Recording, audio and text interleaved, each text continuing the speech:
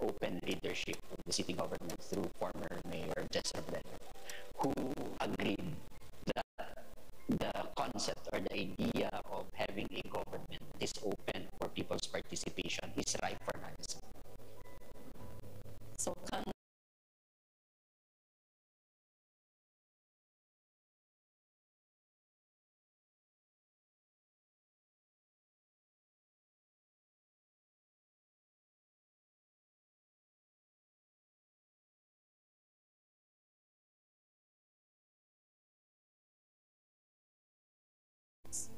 igwaning in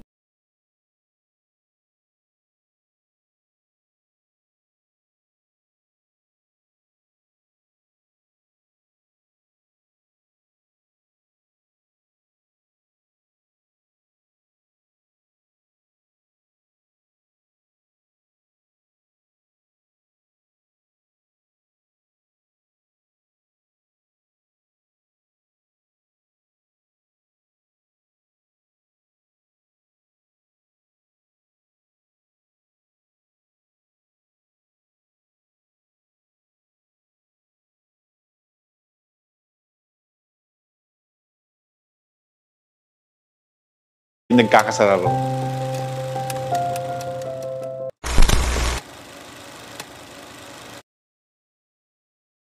kay Naga City People's Council.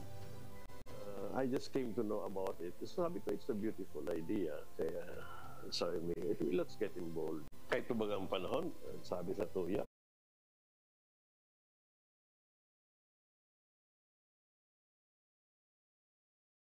ordinance 90 or people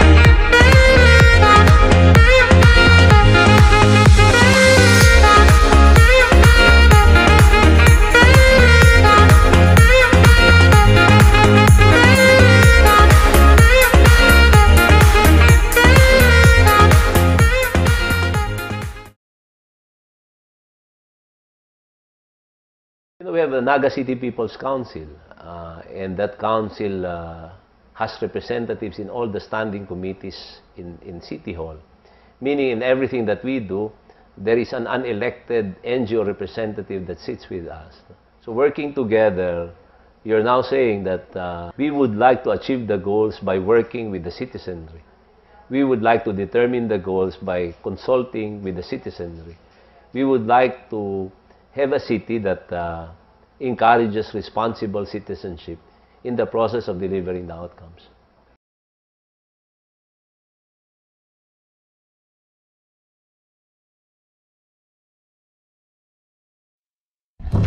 For the sake of the Filipino people,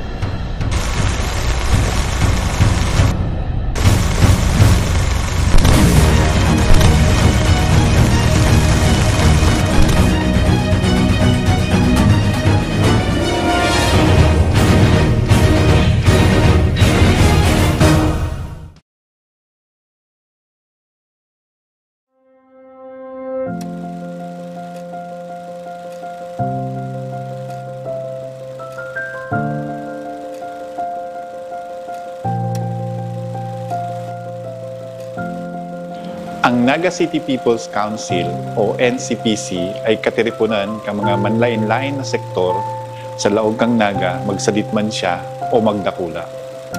Ini ang institusyon kan mga civil society organizations na kung sain sinda nagtatarabangan, nagurulay, asin nagkakasararo.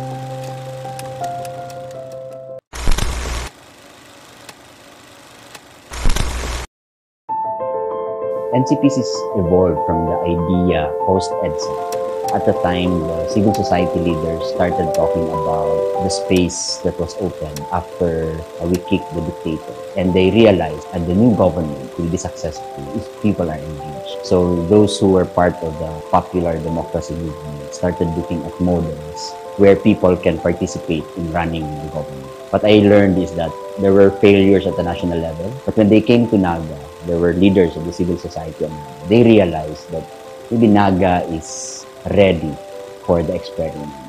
So in 1995, under the sponsorship or authorship of former Councilor James Acob, the city managed to pass the Empowerment Ordinance, which gave birth to the Naga City People's Council. And it was, as they say, it was the perfect formula.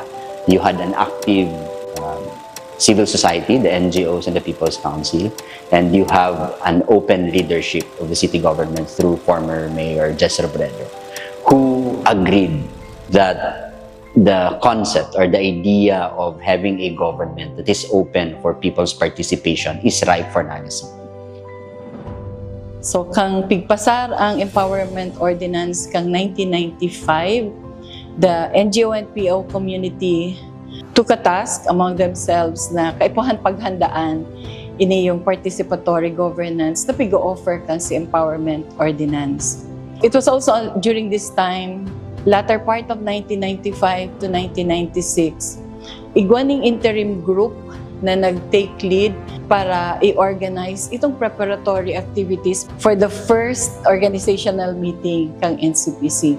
It was in that organizational meeting na pig-finalize or nagkasundo ang mga members about the premises of coming together.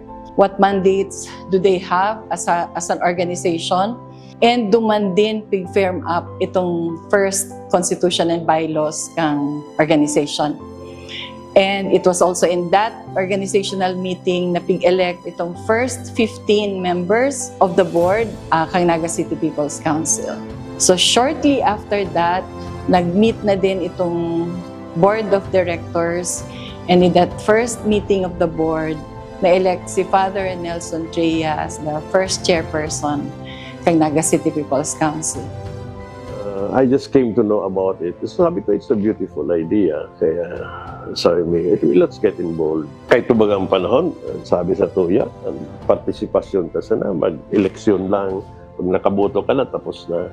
Ining empowerment ordinance na ini, or people's participation in local governance, as going beyond just merely electing government officials, it was also asking you, as na mga ordinary people, may mga concern kita na sa saindang paggobyerno, sa saindang pag-ibon ng mga ordinances, pag-ibon ng laws, madagog pa sa tuyang concern, more specific concerns.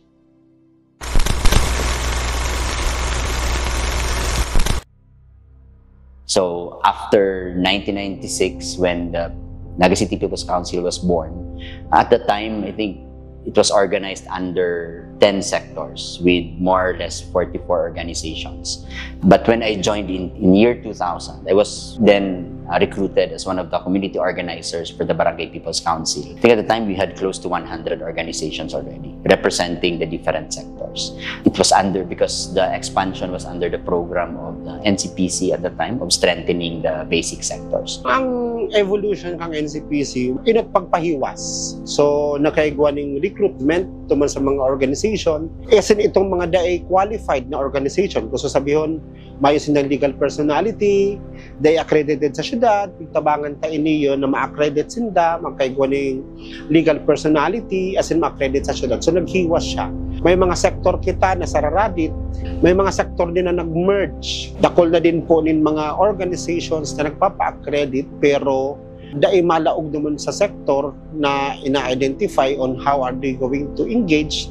So nagkaigo ng pagbabago din sa sektor. So yan po si mga changes na nangyari, naghiwas, as in pig-capacitate sa iyang mga members. Sa ngunyan, ang NCPC, igwang 17 sektor na kinababalihan kang iba't ibang mga civil society organizations, POs, NGOs. No? Sa mga milestone kani recently ay ang pagkakaiguan ang pagkakabisto kay niyo bilang sarong long-standing or nainot na People's Council sa buong Pilipinas. Nagkaigwa man kita kadtong mga kaaging taon, nagkaigwa kita ning distinction o pinag-awardan kang DILG as in pag-recognize kang iba't ibang mga LGUs man kang mga People's Council na namumugna pa lang bilang nainot na People's Council sa buong Pilipinas. Sa laog kang 27 taon, halos 27 taon, ang NCPC nagkaigwa ng ups and down, no? Pero throughout these years, ining NCPC man, yaw pa man giraray. Padagos pa man giraray na nagsisilbing boses kang mga namamanwaan sa gobyerno as in nagiging tulay kang gobyerno man sa progreso kang sa tuyang syudad.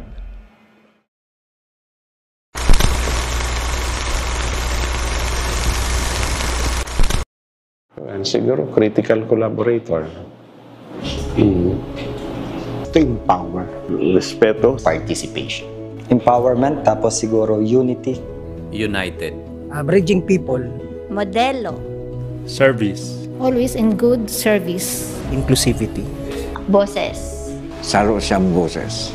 Boses siya kang gabos ng mga sektores. Watchdog or kami po ang bantay. Concerned people o kaya tagapagmatsyag. Very rewarding. Siguro NCPC is a gift. Saro po ng NCPC sa stronghold. Empowering citizen. Parang empowerment po ito ng mga ordinary. It's the way to go. Igwa siya ng transparency sa community. The best word siguro to describe NCPC is really partnership.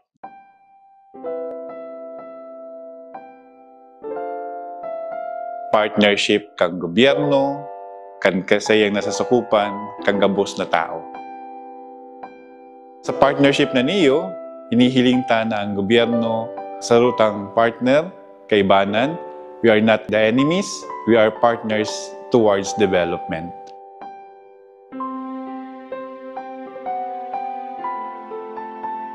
Dahil sa pagiging tulay kang NCPC, nag-urulay ang tao, ang mga nasa gobyerno sa sarong lamesa para pag-ulayan ang progreso, mga issue, mga concerns, mga pangiturugan. Ang importante, saralo kita sa paghiro sa kagustuhan kang mga tao. Yan ang papel kang Naga City People's Council.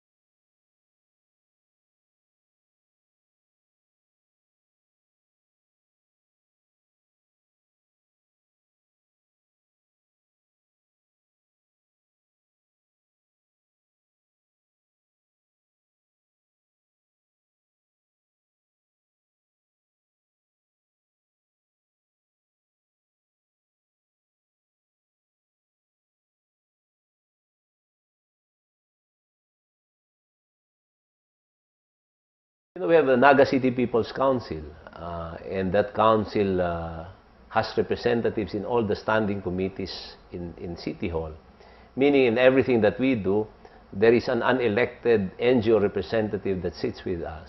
So working together, you're now saying that we would like to achieve the goals by working with the citizenry. We would like to determine the goals by consulting with the citizenry. We would like to have a city that encourages responsible citizenship in the process of delivering the outcomes.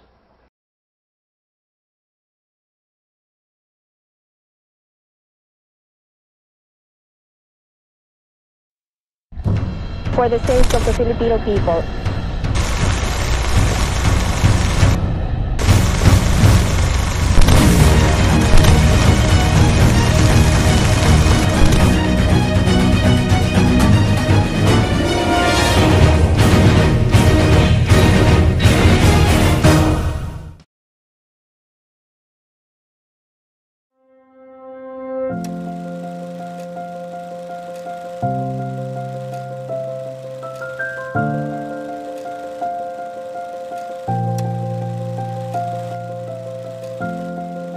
Ang Naga City People's Council o NCPC ay katiripunan ng mga manlain-lain na sektor sa laog kang Naga magsadit man siya o magdakula. Ini ang institusyon kan mga civil society organizations na kung sain sinda nagtatarabangan, nagurulay, asin nagkakasararo.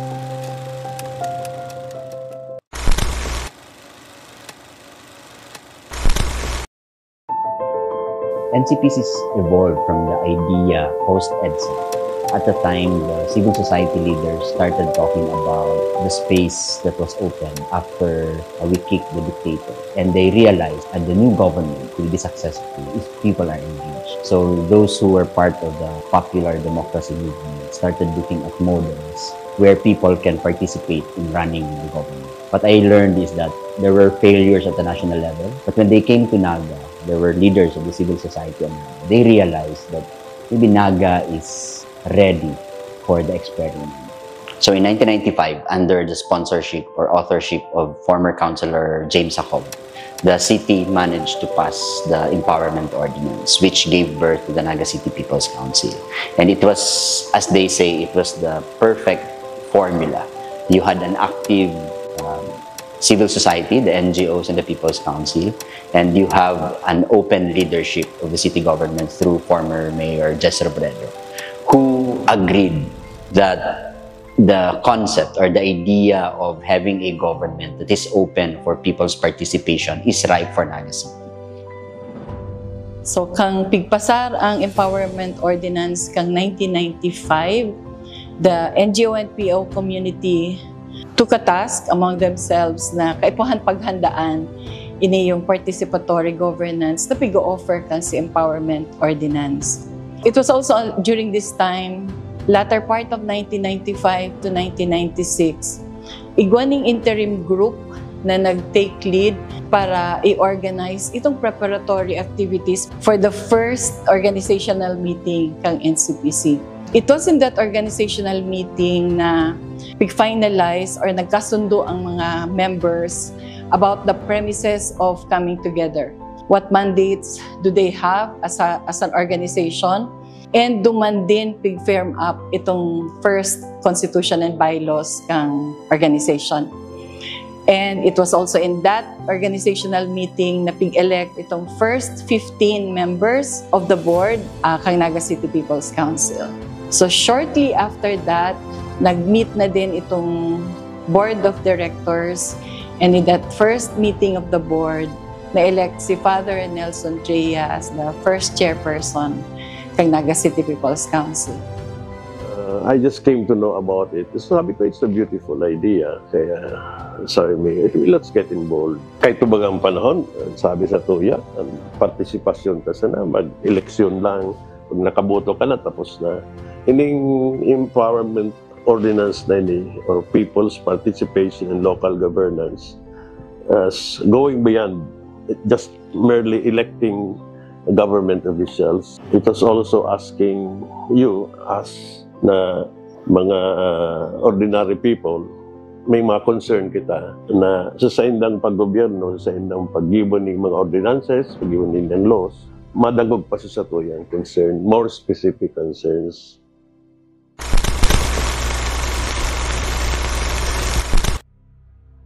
So after 1996, when the Naga City People's Council was born, at the time, I think it was organized under 10 sectors with more or less 44 organizations.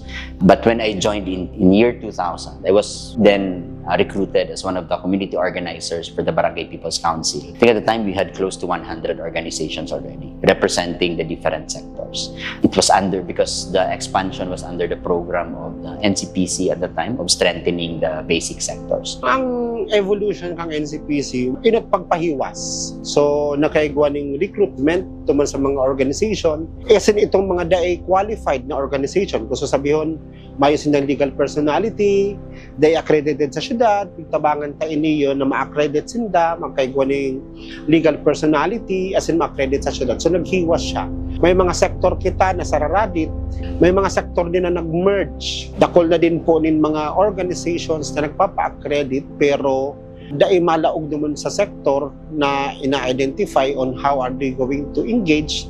So nagkaigo ng pagbabago din sa sektor. So yan po si mga changes na nangyari, naghiwas, as in pig-capacitate sa iyang mga members. Sa ngunyan, ang NCPC, igwang 17 sektor na kinababalihan kang iba't ibang mga civil society organizations, POs, NGOs. No? Sa mga milestone kani recently ay ang pagkakaiguan ang pagkakabisto kay niyo bilang sarong long-standing or nainot na People's Council sa buong Pilipinas. Nagkaigwa man kita kadtong mga kaaging taon, nagkaigwa kita ning distinction o pinag-awardan kang DILG as in pag-recognize kang iba't ibang mga LGUs man kang mga People's Council na namumugna pa lang bilang nainot na People's Council sa buong Pilipinas. Sa laog kang 27 taon, halos 27 taon, ang NCPC nagkaigwa ng ups and down, no? Pero throughout these years, ining NCPC man, yaw pa man giraray. Padagos pa man giraray na nagsisilbing boses kang mga namamanwaan sa gobyerno as in nagiging tulay kang gobyerno man sa progreso kang sa tuyang syudad.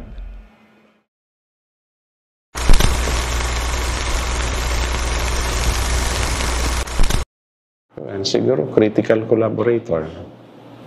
To empower. Respeto. Participation. Empowerment, tapos siguro unity. United. Bridging people. Modelo. Service. Always in good service. Inclusivity. Boses. Saro siyang boses. Boses siya kang gabos ng mga sektores. Watchdog or kami po ang bantay. Concerned people o kaya tagapagmatsyag. Very rewarding. Siguro NCPC is a gift. Sarap po ng NCPC sa stronghold. Empowering citizen. Parang empowerment po ito ng mga ordinary. It's the way to go. Igwa siya ng transparency sa community. The best word siguro to describe NCPC is really partnership.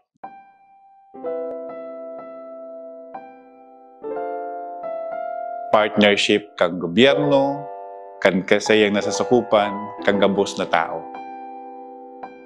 Sa partnership na niyo, hinihiling ta na ang gobyerno sa rutang partner, kaibanan.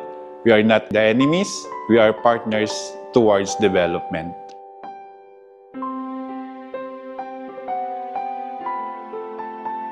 Dahil sa pagiging tulay kang NCPC, nag-urulay ang tao, ang mga nasa gobyerno sa sarong lamesa para pag-ulayan ang progreso, mga issue, mga concerns, mga pangiturugan. Ang importante, saralo kita sa paghiro sa kagustuhan kang mga tao. Yan ang papel kang Naga City People's Council.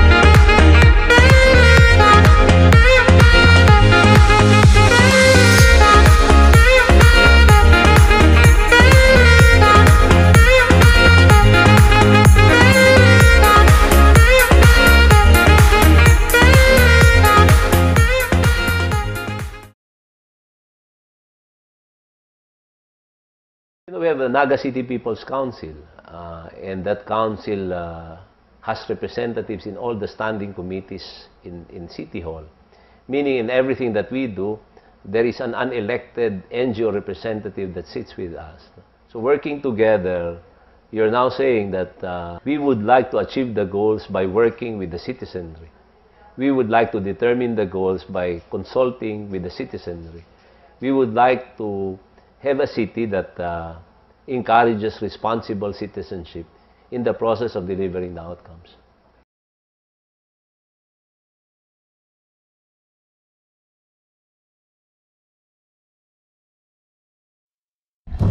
For the sake of the Filipino people.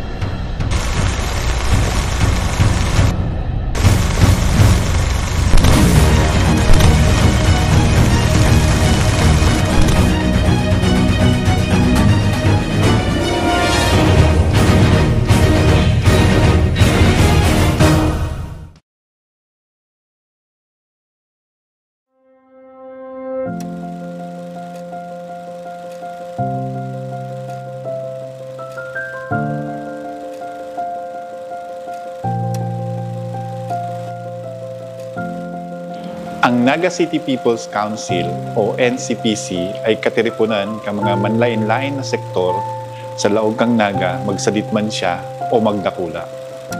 Ini ang institusyon kan mga civil society organizations na kung sain sinda nagtatarabangan, nag-uurulay, asin nagkakasararo.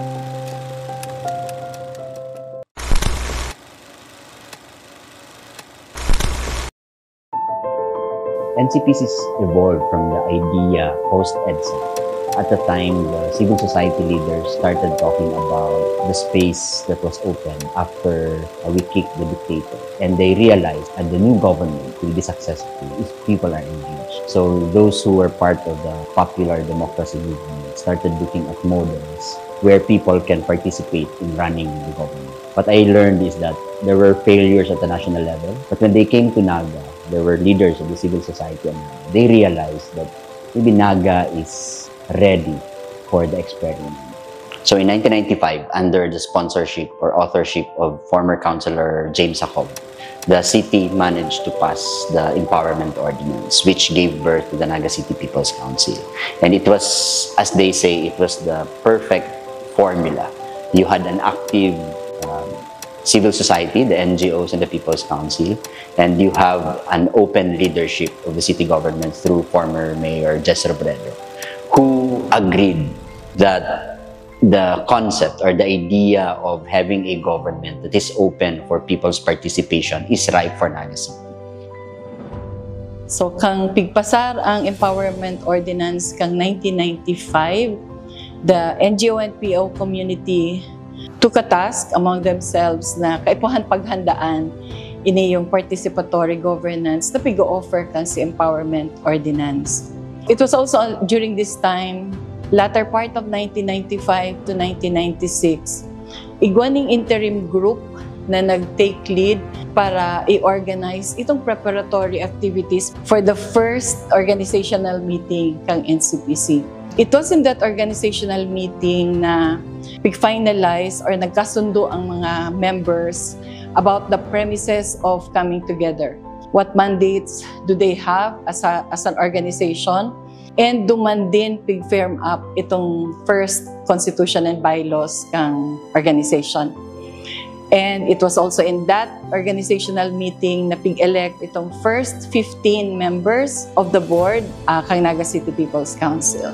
So shortly after that, nag-meet na din itong board of directors, and in that first meeting of the board, na-elect si Father Nelson Trea as the first chairperson kang Naga City People's Council. I just came to know about it. So sabi ko, it's a beautiful idea. Kaya sabi mo, let's get involved. Kahit tubagang panahon, sabi sa Tuya, ang partisipasyon ka sana, mag-eleksyon lang. Pag nakaboto ka na, tapos na. Ining empowerment ordinance na ini, or people's participation in local governance, as going beyond just merely electing government officials, it was also asking you, as na mga ordinary people, may mga concern kita na sa saindang paggobyerno, sa saindang pag-gibo ng mga ordinances, pag-gibo ng laws, madagog pa sa tuyang concern, more specific concerns.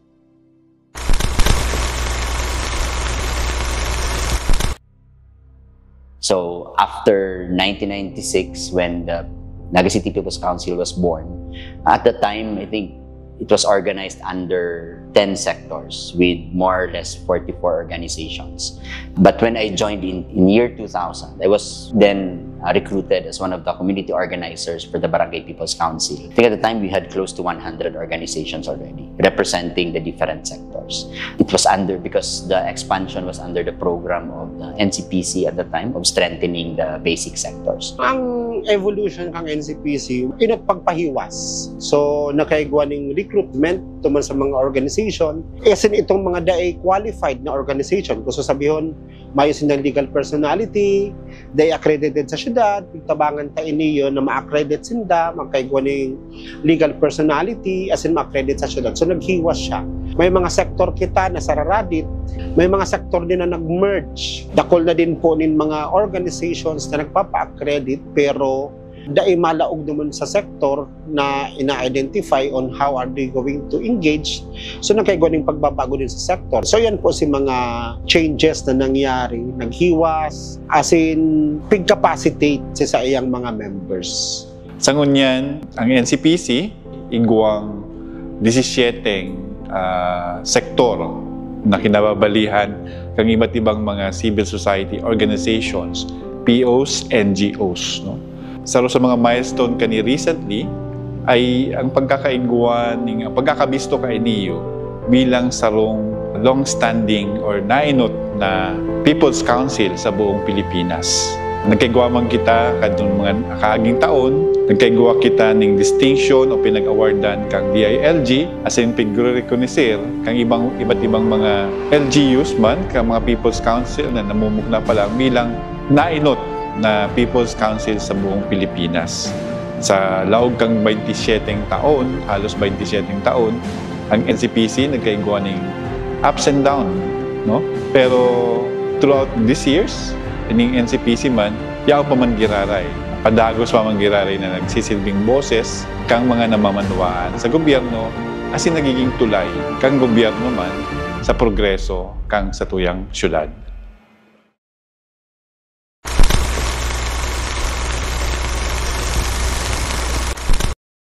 And siguro critical collaborator.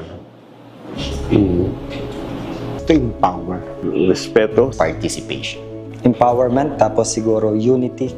United. Bridging people. Modelo. Service. Always in good service. Inclusivity. Boses. Saro siyang boses.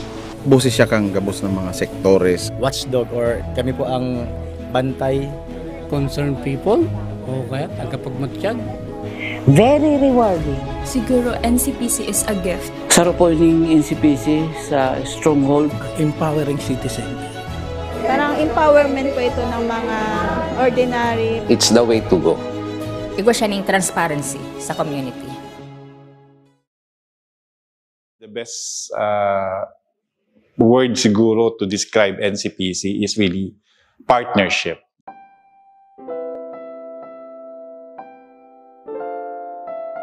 Partnership kang gobyerno, kan kasayang nasasakupan, kang gabos na tao. Sa partnership na niyo, hinihiling ta na ang gobyerno sa rutang partner, kaibanan.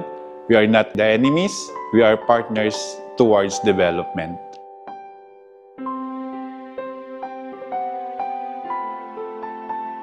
Dahil sa pagiging tulay kang NCPC, nag-urulay ang tao, ang mga nasa gobyerno sa sarong lamesa para pag-ulayan ang progreso, mga issue, mga concerns, mga pangiturugan. Ang importante, sa lalo kita sa paghiro, sa kagustuhan kang mga tao, yan ang papel kang Naga City People's Council.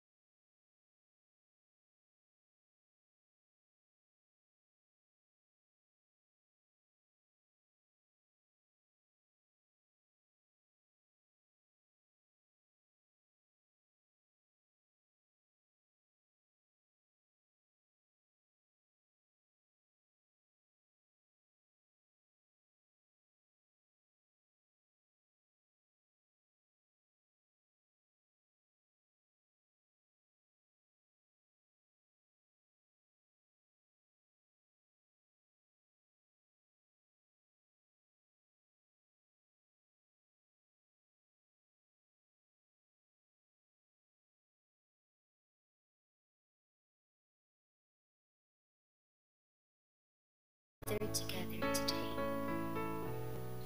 We ask that you open our hearts, minds, and souls as we discover more about the world around us. We pray that you will guide us in all ways so that we will seek your will in everything that we do. We ask all of this in the name of Jesus Christ, our Lord. Amen. So once again, good morning po ulit. You may now take your seat po. So acknowledge ko lang po muna po si Gabos na present po ngunyan. So from the LGU, we have from the City Health Office 1 and 2, City Veterinary Office, Our Lady of Lourdes, Naga City General Hospital, and from the City Budget Office. And then from the civic organizations, we do have representative from BPC Igualdad, from BPC Peña Francia, from NCPWDUA, tama po ba? And also from BPC Balatas, yaon po si BPC President, Nelly De Asis. And also, para po sa Gabos, we do have free coffee po duman sa side, and we also have candies po available sa likod. And now,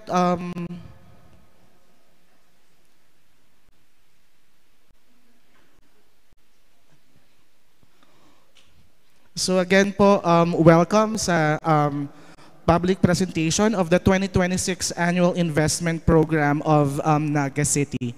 So sa overview po, we are going to watch a short video.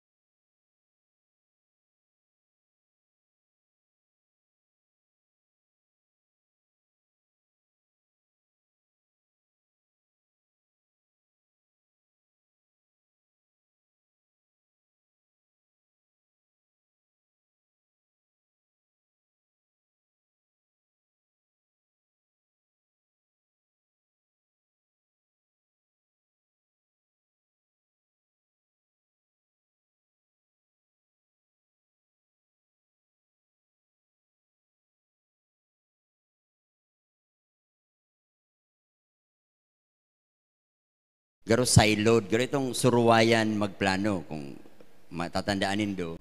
Actually, kadto, garo pala ni nostalgic sa ko ta kampanahon before this year. Yaon ako dyan. Kabali ako sa grupo kang Naga City People's Council. kami itong civil society na nagtataon ng komentaryo sa budget tsaka sa plano kang city. Ngunyan, yawan ako sa government, so kami ang ma-present and mahagad kang sa indong feedback. Kaya garo nostalgic siya. So, kadto, kung magigiron duman indo, kada opisina, matindog sa atubangan nindo, ma-presentar kan sa iyang programa for next year, mataw kitang comment, suggestion, pa-finalize, tataw sanggunian.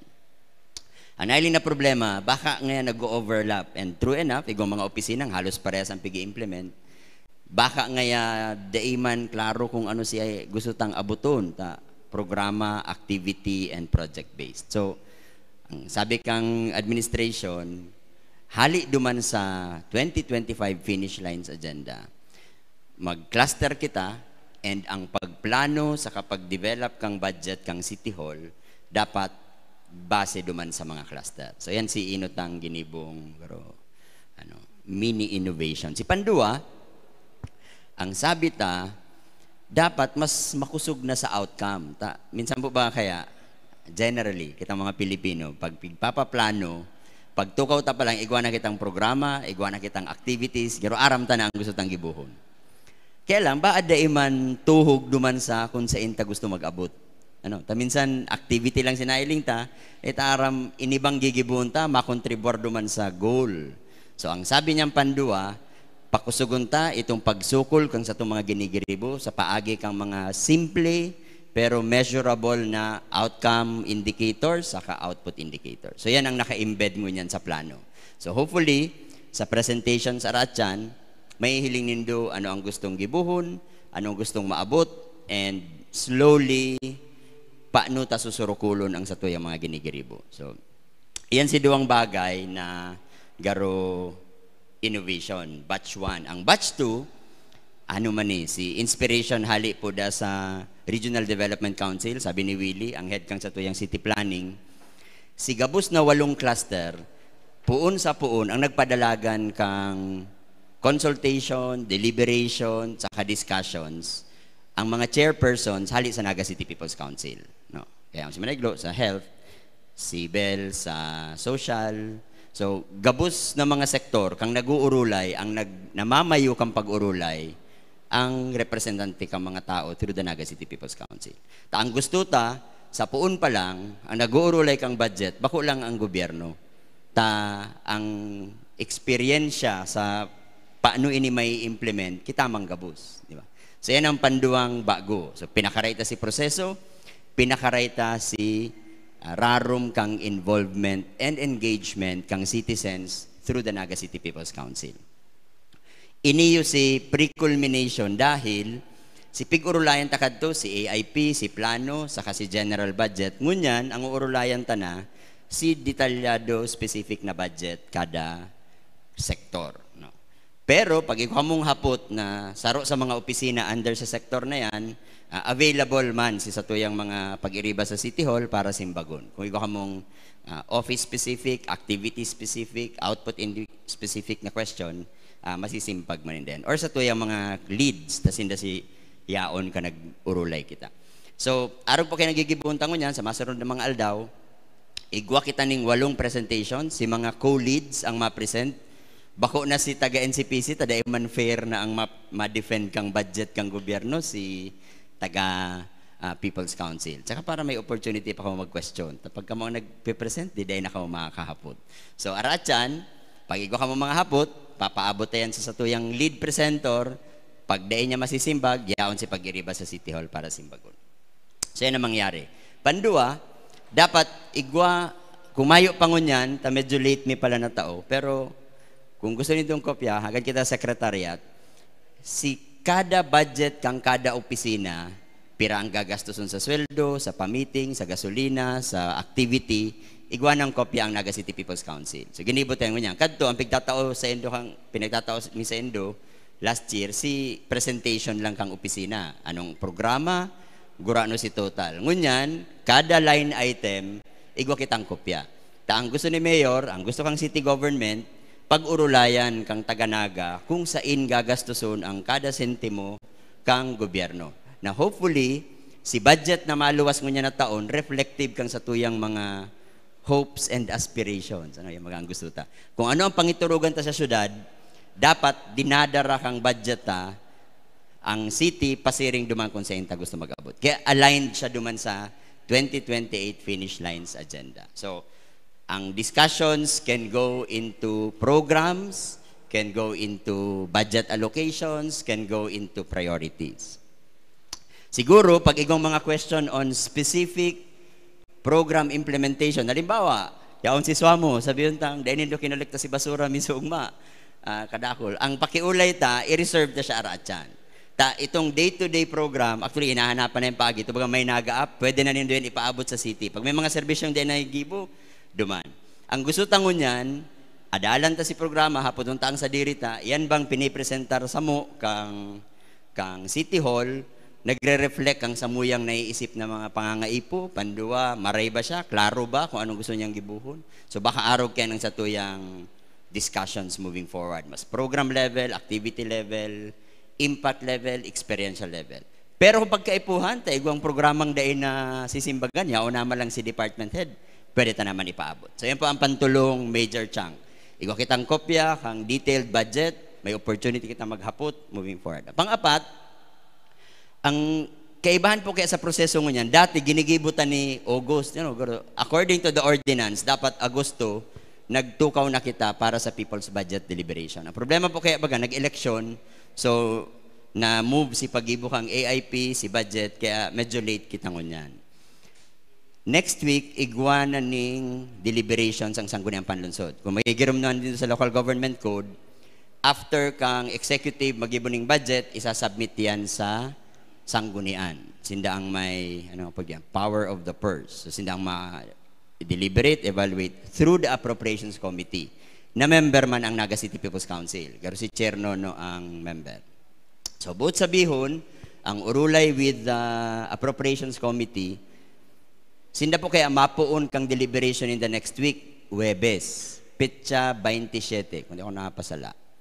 So gabos na comments na magluwas sa urulay tangon yan, i-consolidate kang NCPC, katabang kang city government, para masubmit ta sa gabos na miyembro kang committee, sa kasi ibang members kang sanggunian na maparticipar sa deliberations kang appropriation. So anything na sailing ta dapat dagdagan, mabago, ribayan, ipapaabot ta sa. So very important sa tuyang engagement. Kung may mga comments, ipaabot ta. Kung medyo mahurigaro, pakiulay ta sa NCPC. Halimbawa, may comments pa after Saturday, tawan ta ning aldaw ning time para mapaabot, mabali duman sa comments, itao ta sa sanggunian. Ang last point na lang, kaya siya para sa kuya pre-culmination dahil maski during the deliberations sa Appropriations Committee, bukas pa ang budget, ang plano para sa komentaryo ng mga citizens. Ako ikot ang pag-iriba na mayo igdingon yan, or may mga taga-naga na daiman member kang Naga City People's Council, gusto nila magpaabot kan sa mga suggestion, mga programang gusto nilang pa-implement sa city government.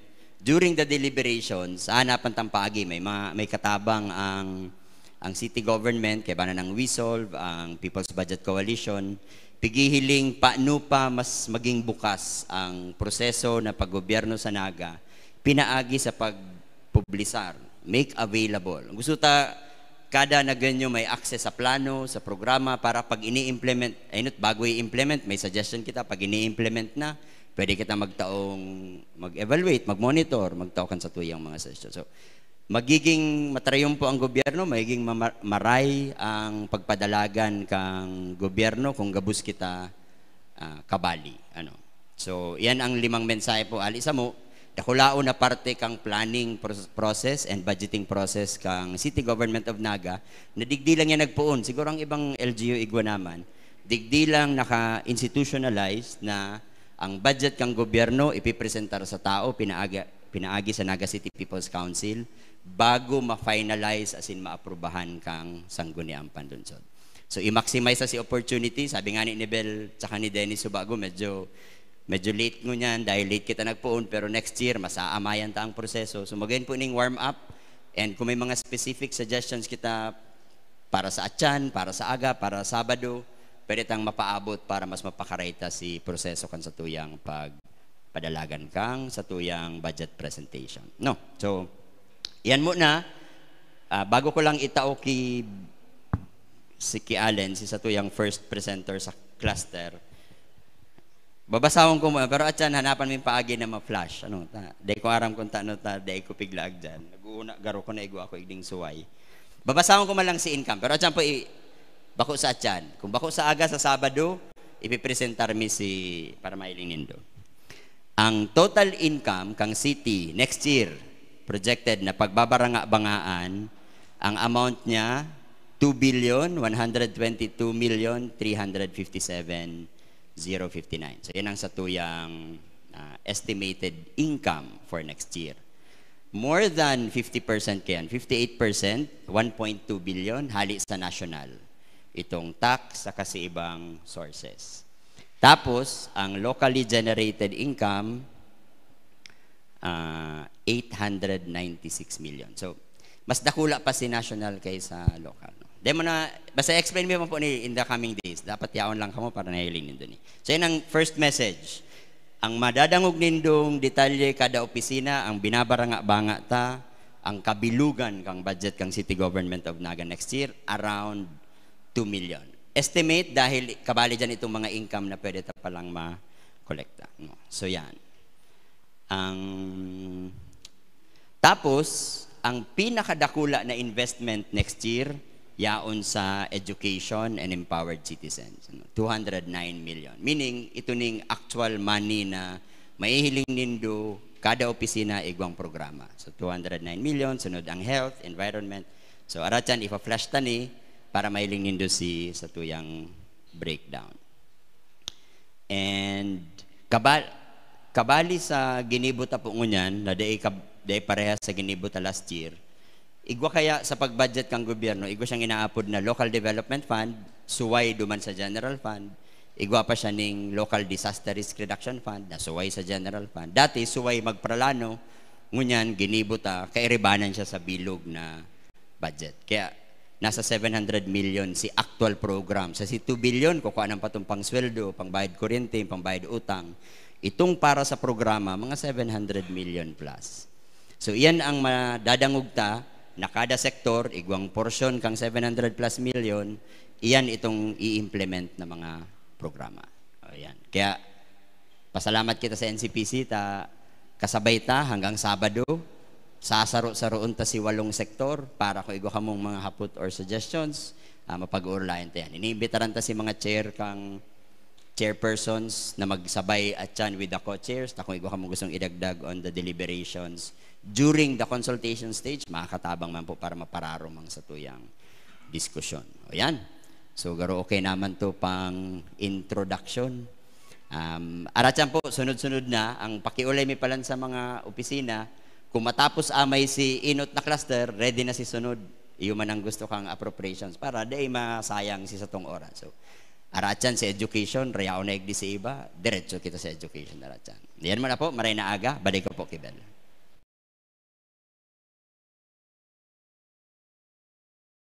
Sa stuyang nadalan, apodan taman po ulit giraray si Sir Dave Bercasio. Sige, marinaga po. Pasensya na duman sa video. Pig-uulayan mi to ni Bel Sogma para dahi uro-otro. Tapos, mayo akong malingawan, i-play mi na lang si video. Kaya lang garuwir doon para na nakatukaw ka sa likod, nahiling mo ang lalawagon mo. Anyway, ang gusto mi lang pong idagdag, araat yan, igwa ka mong may hiling ning tulong types of expenditure. No. Ang saro, PS, yaon yan sa may mga columns dyan. Ang pandua, MOOE, ang pantulo, CO. Ano? So, ang PS, ito yan personal services. Yaon si VM Nene. So, pag may hapot ka mo at dyan, hapoton na rin si VM ko anong yaon dyan.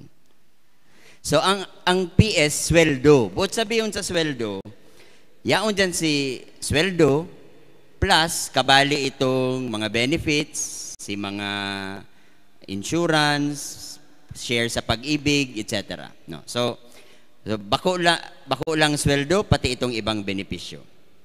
Pero ang panduang kaya pantang giromdomon, pag minaling ka mong PS, kabali dyan itong ang type of contract, pwedeng permanent or pwedeng casual. So yan lang ang mailing nindo dyan. So PS, sweldo. So, minaling ka mong 2 point something, but sabi mo kayan, 2 million something for PS. Ang panduang may hiling ta, MOOE. Ang buot sabihin kang MOOE, ito ning mga ginagamit kang gobyerno para padalaganon ang day-to-day na operasyon kang sa tuyang city government. So, dyan pigcha-charge, halimbawa, pa-meeting, mapasnak, may training, mabiyahe, mabayad ng kuryente, tubig, gasolina, arkila, pa-training, etc. So, charge yan sa MOOE. Pero may panduang caveat. Ang MOOE, kabali dyan ang sweldo kang nagkakapirang empleyado kang gobyerno. So, sabi tabaga, pag PS, sweldo. Pero kabali lang si casual tsaka si permanent.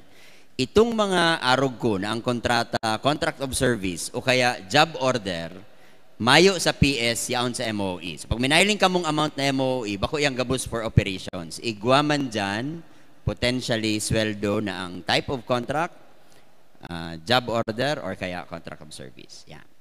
Si Pantulo, ang capital outlay, ito ining pagbakal ng mga good services na medyo ang purpose niya mas long-term or permanent. Ito bagang MOE, mas day-to-day. So, idigdi, piglalaag ta pag may construction, mga infra, mabakal ng auto, mabakal ng computer na dakula, mahal, mabakal ng daga, etc. So, ano yan? Capital outlay. So, pero igwa pa yan yung caveat. Pwedeng, igwa kayang amount. Pag napasala ko, yaw ng budget office sa gilid. Pero 50,000 pesos and above, pag nagbakal, halimbawa, ng TV, okay yan. Iyan, 25,000, MOE yan. Pero pag itong 75 inches, 62,000 pesos, pag nag-classify na ang gobyerno, capital outlay. So, pigpipresentar ta lang, para at dyan, pag ako mahiling ng mga numero, na i-imagine ta, para sa in ginagamit ang mga kwartang pigpa-flash sa screen kan sa tuyang pag-iriba. So, yan. So, sana ka nakatabang, maray na aga po giraray sa tulo. Thank you po, Sir Dave. Okay po. So, promote ko lang po ulit. Live po kita ngunyan sa FB page kang NCPC. So, si mga stoyong pag-iriba, pwede na pong sabihin na magdalan. And then, if they have questions or suggestions, they can just send a message po through the NCPC FB page. So, now po, to do the, to present for the Healthy Nagueños Cluster, let's call on Dr. Jeanette P. Ruiz from Medical Office 3, City Health Office 1.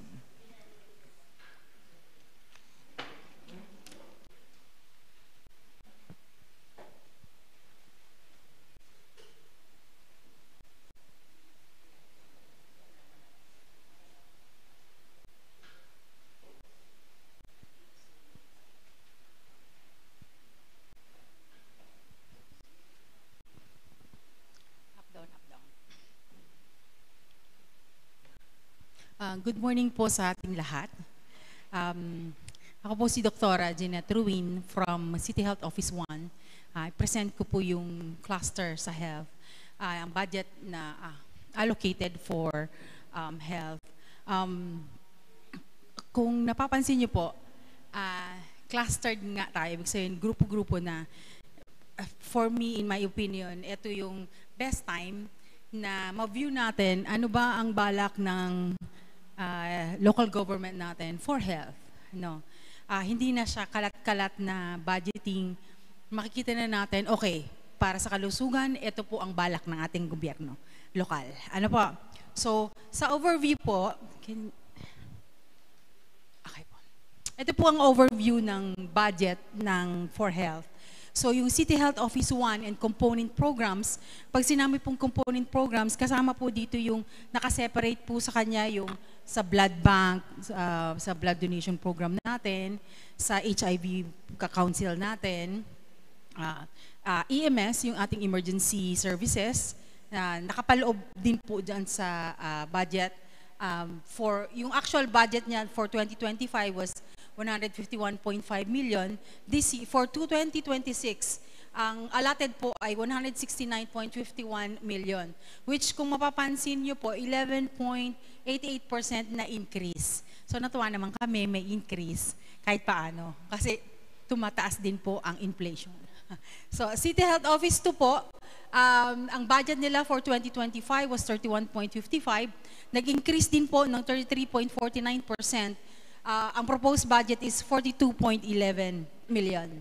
Yung Naga City General Hospital, actual budget niya for 2025 was 144.19 million. Meron silang 29.37 increase, which is 186.54 million for 2026. And then po, Our Lady of Lourdes, siya lang po ang medyo nasagasaan ng tren. Hindi naman. Nag-decrease ng 3.42%. Dahil po dito sa MOE, I think, pwede natin pong tanungin ang grupo kung bakit siya, ano yung nag-decrease sa budget nila. Pero noong 2025, 25.14 ang budget nila. For this year, for 2026, I mean, 24.28 ang proposed budget nila with 3.42% decrease. Yung City Population and Nutrition Office naman, actual budget for 2025 is 23.9. Ang proposed naman nila for 2026 has a 10% increase, which is 26.31 million. Tapos ang City Veterinary Office, meron silang actual budget of 12.7 ng 2025. Sila po ang may jump na 70% to 21.6 million pesos for 2026. To give you po a breakdown of kung saan ba ito gagastusin, may overview din po tayo. For the City Health Office, yung sinabi po ni Sir Dave na General PS, yung mga pasweldo po natin sa mga personnel, meron po 129.87 million na nakaalat ang City Health Office and component programs. Sa MOE is 7.662. Ang total po is 137.54. Ang goal po natin dyan, at least masweldohan natin lahat ng ating permanent casuals at saka yung mga tao pong gumagalaw for the service delivery. Yung family cluster po, may mga yung programs na nilaanan din po ng budget, yung family cluster programs which includes yung maternity services, family planning program natin, yung mga childhood programs natin, yung immunization program, yung deworming, lahat ng tungkol sa children at saka sa pagbubuntis sa ating mga mothers, meron po siya nakaalat na 9 million pesos. So ang focus po natin kasi, maging sustainable itong mga programs na to to support a healthy population. Kasi syempre, nandun po ang ating basics, ang mga bata. Hindi pwedeng mapabayaan natin ng kanilang nutrition, ang health ng ating mga bata. Next po, yung communicable disease cluster to include tuberculosis, HIV, dengue, rabies, STIs, and environmental health and sanitation. Meron po siyang nakaalat na 5 million, 4 million of which is yung MOE, yung daily operations nila, and 1 million sa capital outlay. I believe ang 1 million na yan ay para sa mga computers, para sa digitalization nila. So, ang goal natin, ang indicator natin, ensuring 100% effective control of communicable disease in our community. So, siguro alam nyo naman yan, nagbabarabarangay tayo, kakamping tayo against dengue, pag tag-ulan, yung mga upper respiratory tract infection natin, pag ganito ng taglamig, napapansin nyo po yung mga programs na yan. May mga bakuna tayo na ginagawa at saka iba't ibang mga programs to control yung mga infectious diseases. So ito po ang magsusustain yan na budget for next year. And next po, yung non-communicable disease. Ito, favorite kong example. Sino po sa inyong sumasali sa Zumba? Wala.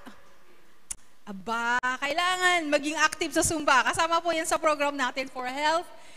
Healthy na gawin nyo. So, may mga pasumba tayo. Meron tayong for wellness check sa mga barangay. Nagkukonsulta program tayo. Diba? May mga exercise sa barangay na inaano natin. Baka next year magpaparamarathon na tayo. So, yun po yung mga health and wellness programs na under po sa non-communicable diseases kasi nakafocus siya sa health promotion and wellness. We have to remember, yung primary care facilities po natin is preventive. Ang focus po natin, preventive. Hindi po tayo curative. Sa pag-curative, hospital na po siya. No? So sa prevention, nandyan po talaga yung promotion. Kaya kung mapapansin nyo, medyo nag-alat din tayo ng budget for the health promotions, which is 6.5 million. Tapos, kaya kung napabalita tayo, alam niyo po ba yung UHC? IS na tayo? Hindi pa?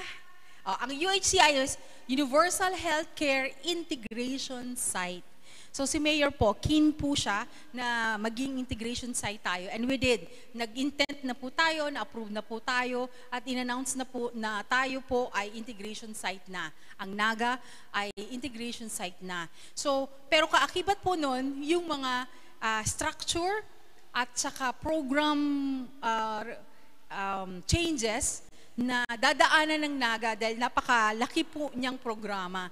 Na ang goal actually, lahat ng Nagenyo maging beneficiary ng free, equitable healthcare.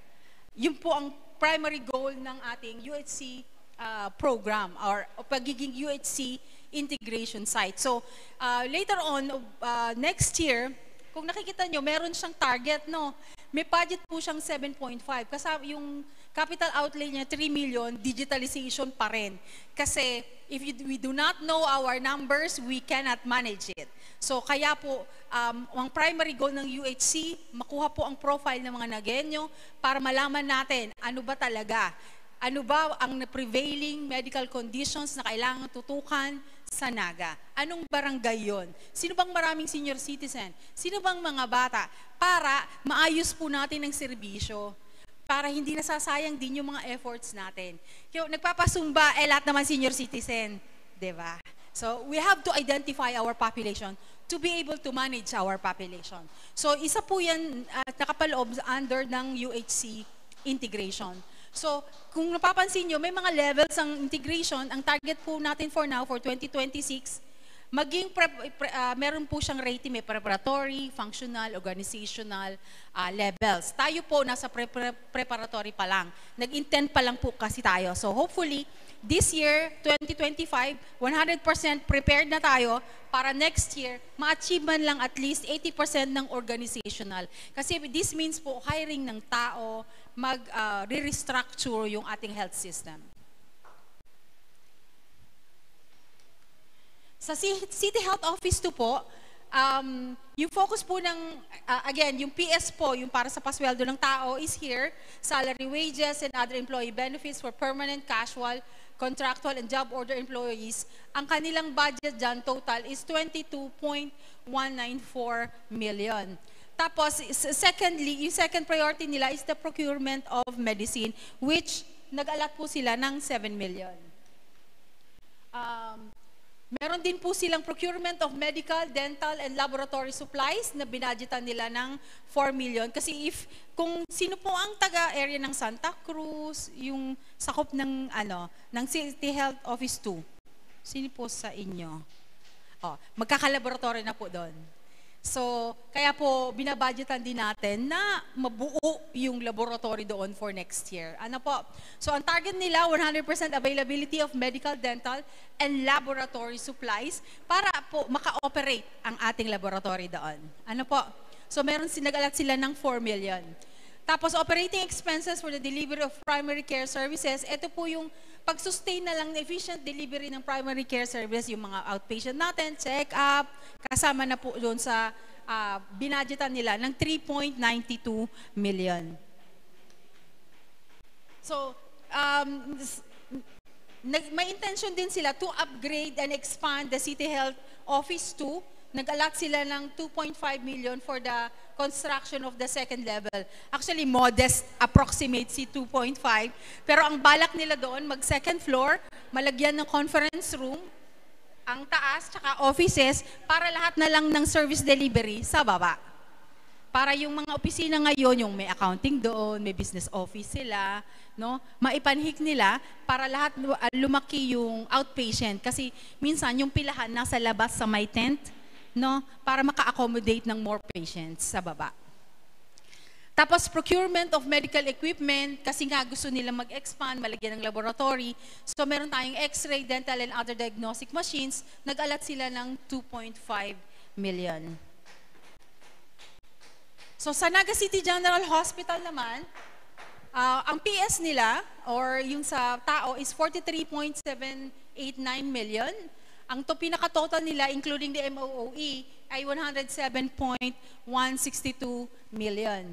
Yung bulk din ng kanilang budget will go to the cost of maintenance and other operating expenses needed sa day-to-day operation. Siyempre, hospital ito. So, marami tayong functions na mini-maintain din sa hospital. So, meron silang inalat na 46.48 million needed for the medical and non-medical supplies purchased on a timely manner and efficient. Kasi siyempre, dito siguro masusolusyonan natin yung mga kulang ang reagent, kulang ang ganito, kulang ang ganito. So hopefully by 2026, everything will change. Mag-ano na tayo, mapupunan yan on a timely manner. Tapos siyempre, merong inpatient services and procedures na nakaalat 30.45. All inpatients provided with medical services and procedures, again, on a timely and effective manner. Siyempre, ang tutok ng hospital is always to give care on a timely manner kasi crucial ang time sa hospital, inpatient siya. So, hindi naman bakasyunan yon, di ba? So, pag umuda doon, talagang you need to be attended and treated as timely, as early as possible. Maka-intervene sila in the most efficient way. So, may mga, siyempre, kailangan yan, yung equipment mo ready, yung laboratory mo ready, medicines mo ready, all those, kailangan ready and available agad-agad. No? So, with the budget that they are doing, they are ensuring na ready sila every time na meron pasyenteng papasok. So kasama dito yung emergency room services and procedures. Although may coverage na ngayon din ang PhilHealth for the emergency treatment, meron pa rin naka-standby tayo na budget for the emergency treatment. And of course, siyempre sa operations ng collections and charges, meron din silang inalat na budget na 0.5. So sa OLI o Our Lady of Lourdes Infirmary, ang tutok naman nila is in the hospital medicines. Nag-cater na rin sila kasi ng outpatient because of the YAKAP program. And meron din silang services ng outpatient department sa kanilang infirmary. So, nag-alat sila ng 9 million pesos to accommodate, to facilitate yung ating mga outpatient clients. So, ang indicator nila is reduction in the preventable medication-related harm, including treatment delays, clinical complication, and adverse drug events. So, as an infirmary, para din silang ospital, di ba? So, meron din silang ina-accommodate na patient.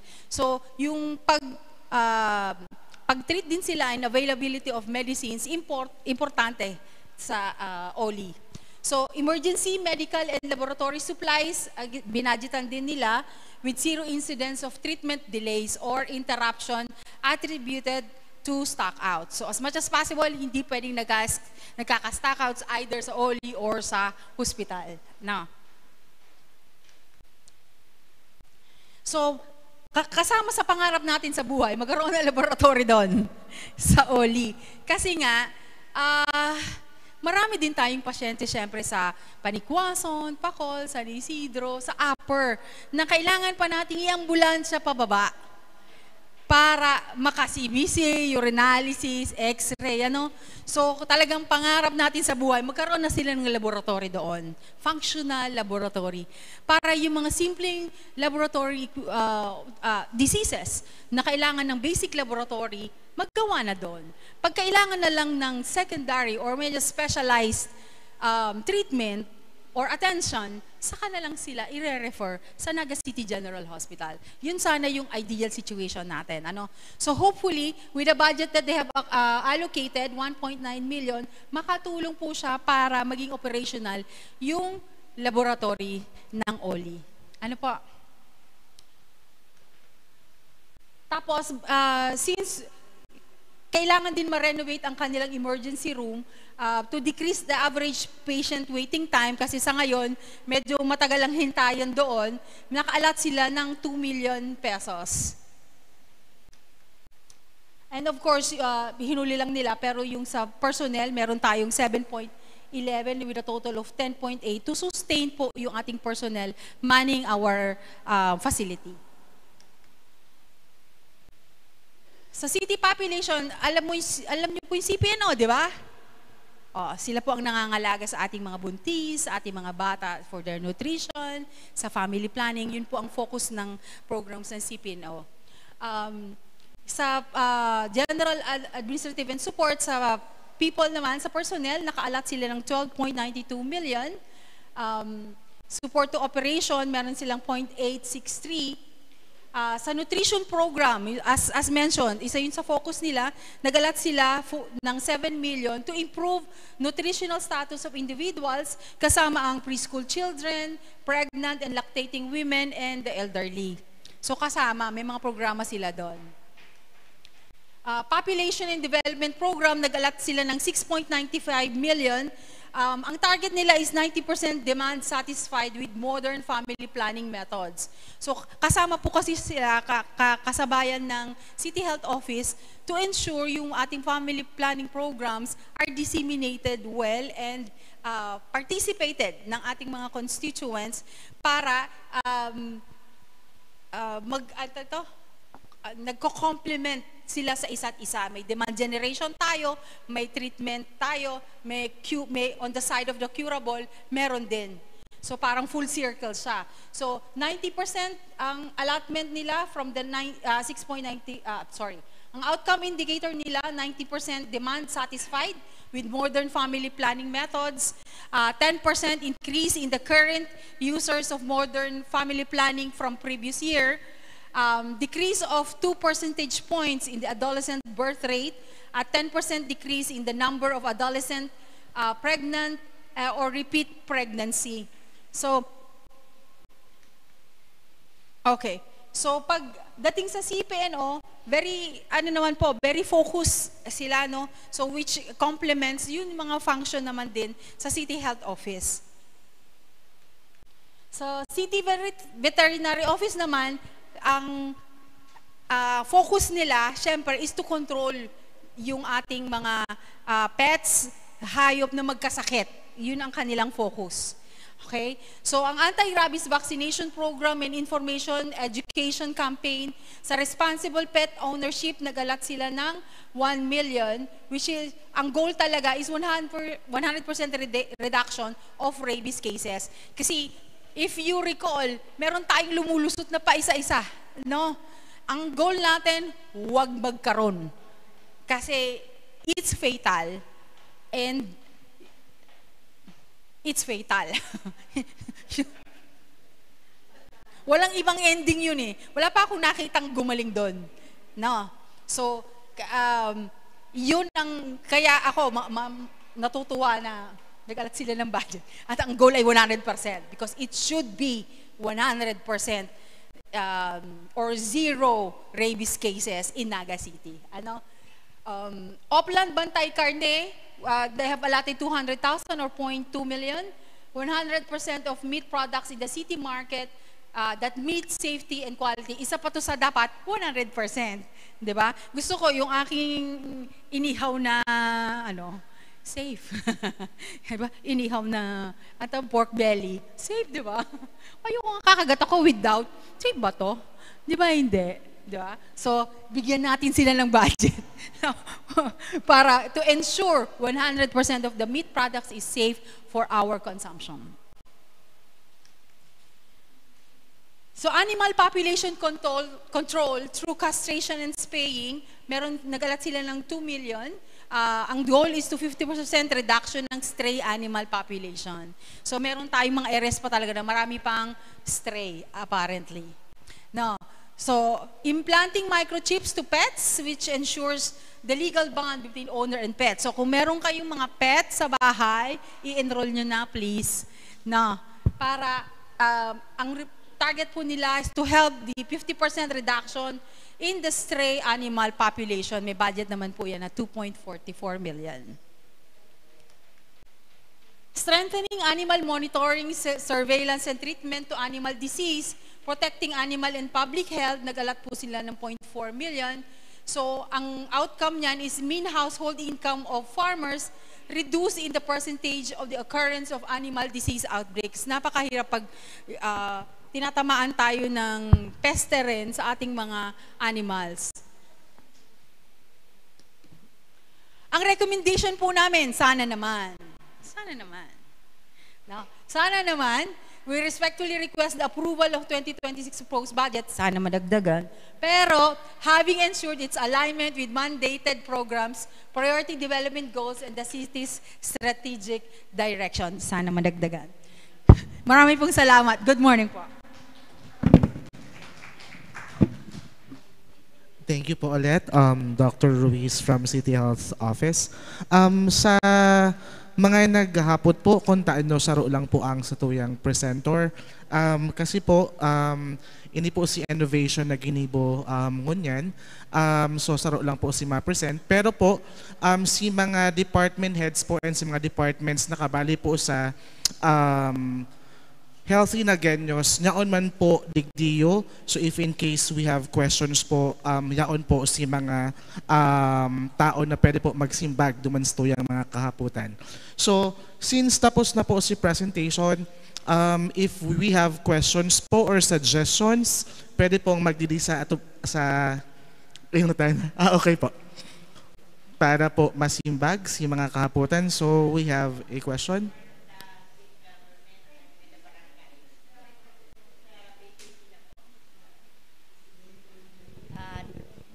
Every now and then baga, pagkatapos kang nakatukaw pa ko as city officials, perming naghahagad ng additional allocation for medicine. Ngunyan ba mai-ensure na dain na kamo itong appropriate na o tama na si mga na-purchase na mga medicines para mo saro yan sa problema kang budget kang city na naka-budget na gabos, and then at the middle of the year or mahagad additional appropriation for medicine. Ngunyan ba na-envision na nindo na kung halimbawang maglangkaw ang mga cases, ta syempre may mga percentage man kamo kayan, di ba? Na ngunyan na taon araw kani, pero aram ta na nagkakaigwan ng mga oras na nalangkaw, So naka-allocate na ba yan itong kumbaga may na siya para dain na magpara hagad ning dagdag sa masunod na makakaapekto pa sa ibang budget kang ibang opisina. Actually, natutuwa po ako na iyan yung tanong. Paano ka ito kaya kang pa ako pero may nagrereklamo ang mga tiga City Health, General Hospital na naghahagading additional budget? Yes po. To ensure po na parang mabawasan kasi po yung incidence po ng kung anong gamot ang magiging top-notch, hindi natin mapredict. Pero, napipredict natin yung mga diseases. So, ito pong budget natin for 2026, nakaseparate na po si budget for the actual maintenance medication natin na talagang predicted na namin ang senior citizen, ganito ang nakukonsume na losartan, amlodipine, metformin. Tapos iba na po ang allocation po namin for the PhilHealth medicine na nakaseparate, na nandun din yung ibang mga meds. Bukod pa doon, bawat po programs, hiniwalay na namin kung magkano po talaga ang nakukonsume nila. So, ang maternity, yung mga ferros niyan, yung mga... So, this particular budget preparation, pinaghiwa-hiwalay na po namin kung ano ba talaga ang need ng ating population. So, hindi lang nakalagay dito, pero meron po nakaala tayo ng 19.25 million para sa medicine na hindi na nakalagay sa general fund, nakalagay na po siya sa local development fund para may room for expansion.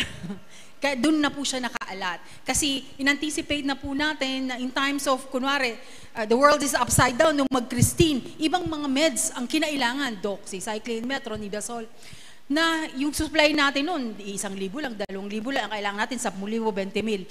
So doon sa mga ganung occurrence, at least now we are prepared for any occurrence kung ano pong mga medicine na mag-i-spike. No, meron din pong mga measures na gagawin for next year, katulad ng baka ma-approve yung consignment policy po na naka-consignment yung mga important medicines, yung ating mga maintenance medicine para hindi na tayo mauubusan. Yun po yung mga measures na naka-ready na for 2026. Kasi isa pa, yung di ba tumaas yung ating ano ng yung sa TV? Yes po. Di ba at the past year tumaas din siya, pero nangailangan din ng medicine. Was Yes it po. included na din siya sa Yes mga po. ganyan? Included po si TB medicine. May nakaalat na po talaga kami. Kasi yung 6 million po na estimate po ng ating TB, yung 1 million na nilagay namin actually just for the program operation. Pero ang medicine, talagang yung kinikita natin for the TB dots, yung percentage, nakaalat na po talaga sa medicine procurement. Kaya hindi na po tayo mawawala ng TB meds. Sa 2026, yun po ang aking ano doon. Next, dun sa veterinary office, isa sa ano nun is para itong sa meat, to ensure na healthy ang mga meat. There was baga a time na naghagad sinda ng budget for meat ban. Na ano na ba yan mo niyan? Nakabali ba siya mo niyan? Or talagang dahil nakita ma-purchase sa veterinary ano? Actually, nakapag-strategize na po kami manungod sa meat van kasi uga po kitang available na meat van na under po kang office kang abatwa. So, in cases na may makandak kami ng operations, ilalaag mi po duman si mga karne na ano. Kasi ito pong meat van na ugas abatwa intended for delivery ito sa mga katarait ng municipalities. So for the meantime po, day pa po siya operational. So ma-stick na lang po kami duman sa meat van kang abatwa instead na mag-procure pa po kita ng bagong unit. Saro pa sa ano kang veterinary is itong sa ASF? Diba? Under nindo yan, diba? Para ma-ensure na talagang yaon duman sa saro sa budget nindo is garo may information ano sa kamo or what? Pero siguro dapat ano nindo ang inspection kadaklan ng mga residences na dapat mag-igwa. May nagko-complain kaya ng mga ano na itong mga private residences may mga piggery. Oo, ako arap 10 nga ni ang mga ano niya nagrereklamo si mga pagtirae. Pero palibasa pegaano ninda si may sadiri dahil makareklamo. Kung siguro itong close monitoring kang mga aroker, mga residensya. Tako minsan sa barangay dahil man nakakapag-report. Oo, sakod si mga sa Ido. Ako actually gusto ko nang ipahali si gabos kong Aspen na napapagala akong pagparapa-eleksyon diyan. Kung ano ito man baka pwedeng itong monitoring man sa mga Aspen na kadakol talaga kita diyo para mabawasan man si mga anti-rabies na plus si mga dog bite na ano. So iyon lang yan. So igwa ka mong sa monitoring ba igwa ka mong budget for the personnel, pag-iikot, para close monitoring ko ta. Regarding po duman sa proliferation kang dogs. Yaon po dyan si program ni spaying. Mas ma-focus po kami sa spaying kasi iyo po yan si method na para makontrol si overpopulation sa babaeng ido-ikos po yan. Kang ano ko baga sa ido mga 10 mga ano yan kung pwedeng gabos gabos sa mga Aspen dahil para dahil mag-araki. So thank you.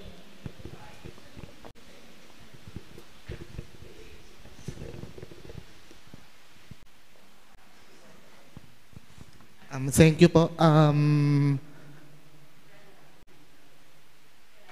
Yes po. So we have another question po from the audience. Relevant to that, how can we ensure the strict implementation of responsible pet ownership for every household? Because I know there's a Sangguniang Panlunsod resolution or ordinance relevant to that. Regarding po sa strict implementation, may proposed ordinance po as of the moment sa Sangguniang Panlungsod authored po ni Councilor Oying Rosales. So idadagdag mi po duman yung itong penalties for the irresponsible pet owners and as of the moment, nag-uulay po kami kay ni Councilor Uyin. So, additional din po, since si budget mi po is limited up to the point na si gabos na pangangaipuhan po kan sa muyang office, kumbaga nag-set po kami ng priorities over priorities. So mga vehicles and infrastructure, so nakaulay ko po kasuba ko si Mayor, ma-outsource po kami kay aning budget from the national agencies such as si DA, si pag-procure po ka itong mobile veterinary clinic para si delivery kang service sa mga upland barangay, mairanimi po si service sa inda. Second po, itong expansion kang animal pound and lalaagan ta po siya ning shelter. So, si mga impounded dogs na kaipuhan ma-rehabilitate, mas ma-cater po siya, and then most likely mataas po ang sa tuyang adoption rate kasi ang ipapa-open na for adoption itong spayed and neutered animal na. So, yun po yan ang mga plano po kang samuyang office. Thank you po. We do have another question po coming from the FB page of Dinaga City People's Council. Pwede po bang i-free ng city ang vaccine for anti-rabies? And can we have a cemetery for our fur babies in our own city? Coming from Martes Kaubang of Barangay People's Council, Santa Cruz. Regarding po sa rabies vaccine, nasa ordinance po kasi na may payment po kita na 50 pesos for the vaccine and 25 for the registration. So annual po siya ginigibo, and usually may considerations kaming ginigibo. Duman sa mga pet owners na indigent, na itong arami man po talaga na mayong-mayo during house-to-house rabies campaign. So usually tigtatao misin na for free. Kasi ang importante po dyan is mabakunahan po si hayop ninda, si pet, si ataman.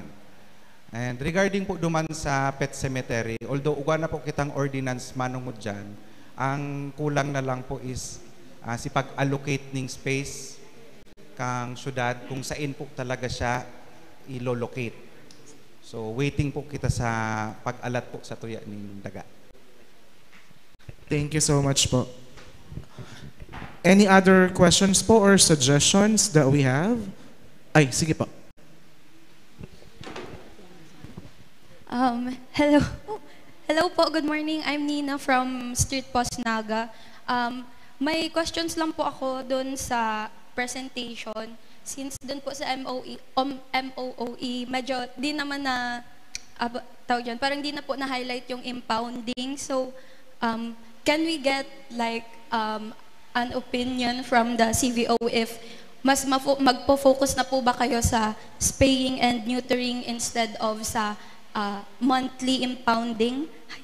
Tapos, sa indicators nyo naman po, sir, since naka-percentage po siya in numbers, gusto ko po itanong kung ano po yung existing data ninyo to determine yung 50% na yon, and kung may timeline po ba kayo sa pag-reach ng quota nyo ng 50%. And lastly po, since I don't know if under siya ng MOOE, pero I would like to ask po tungkol sa training of personnel and capacity building since it requires po yung ng technical expertise, I think, yung pag-vaccinate po and pag-alaga dun sa dogs. And lastly po, from our group chat, nagpapatanong po sila if may breakdown po ba kayo nung budget for spaying and sa microchipping. Like, ano po yung now specific allotment nung 2.2 million and 2.4 million? Yun po. Thank you. Regarding po duman sa allotment ng budget for microchipping, itong 2.44, iyo po talaga ito si budget.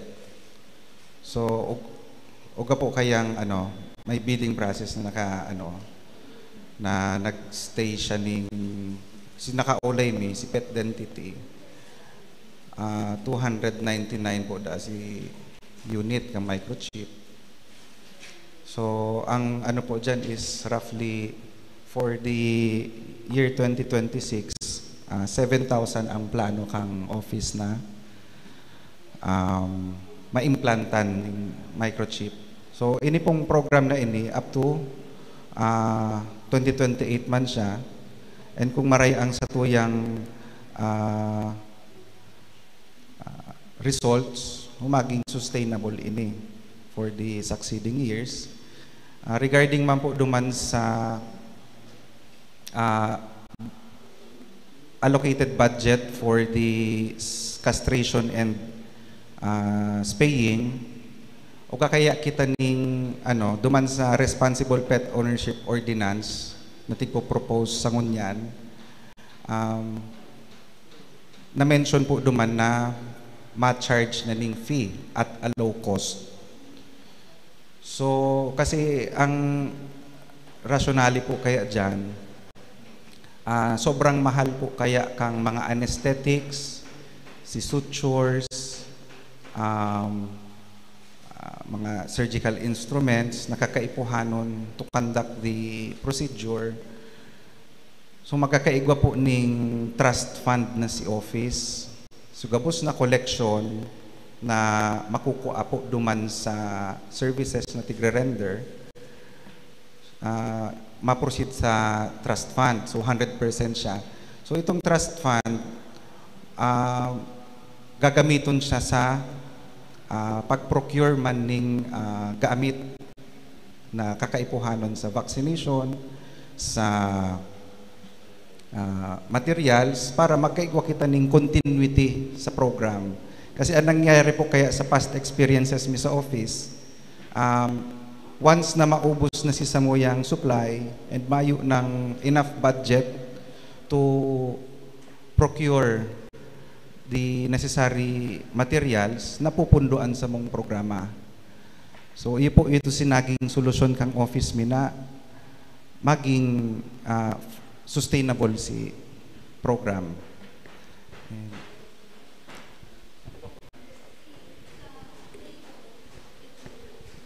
So sa data, ugwa kita ning excuse lang. Paano sa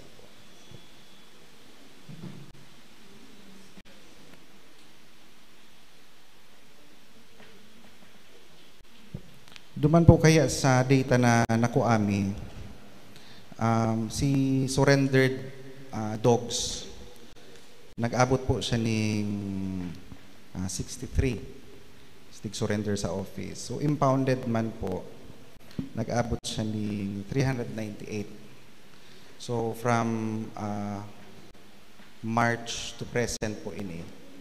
So uga kita ning adoption rate ng 7.16% lang. Babaon po siya. So to the point nga na ang policy po sa samuyang facility, nagtatao kita ng 3-day period for redemption or i-reclaim kang owner. If in case na day siya mag-abot sa araw kaya na day siya na reclaim, nag-open pa kami ng another 3-day period for adoption. So to the point nga na siguro may napapansin ka mo duman na may mga puppies. So actually, nagahaloy po to duman sa pound me just for the sake na matawan sinda ning opportunity na ma-adapt. So ito po mga puppies duman na sinda nag-aaki. Nadadakop ni, day may aram, nadadakop ni Bados. So since despite na haloy na sinda duman sa pound, ang feeding niya on pamandi. Duman na po sinda nag-aaki. So iyo po to, so mga considerations na tigtatao mi po na ma-adapt pa kang willing. So another baka ma-question pa nindo itong the MEP to turn over sa mga shelter araw kang ICCD. So duman po kaya sa kuyan. Tighapot ko po niyo sa Bureau of Animal Industry kung pwede ba kami magtauning or mag-turnover ning animal sa shelter na daisin the registered sa Bureau of Animal Industry. Ang sabi po nila dae. Kasi data mayo kaming kasiguraduhan kung may overcrowding na duman sa shelter nila.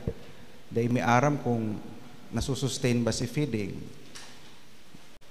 Dahil may aram kung may vet na nag-regular na mag-check duman in cases na may outbreak. So yun po yun si mga issues na tighapot sa regional office. So ang sabi po nila, dai po talaga pwede.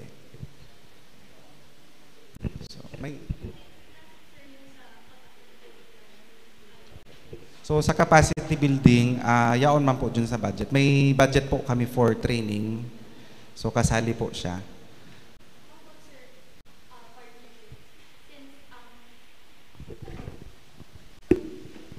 Sorry, ang dami kong follow-up question. How about, sir, yung partnership since yun pong mga programs na sinasabi nyo is it requires a lot of, I think, manpower since 27 barangays po yung i-handle sa spaying and microchipping, lalo na din sa data gathering. Any partnership in terms of grassroots sa barangay or like sa amin po if ever or sa other private organizations? Thank you. So regarding sa partnerships on rabies control and animal population control, actually ngunya na December 9, may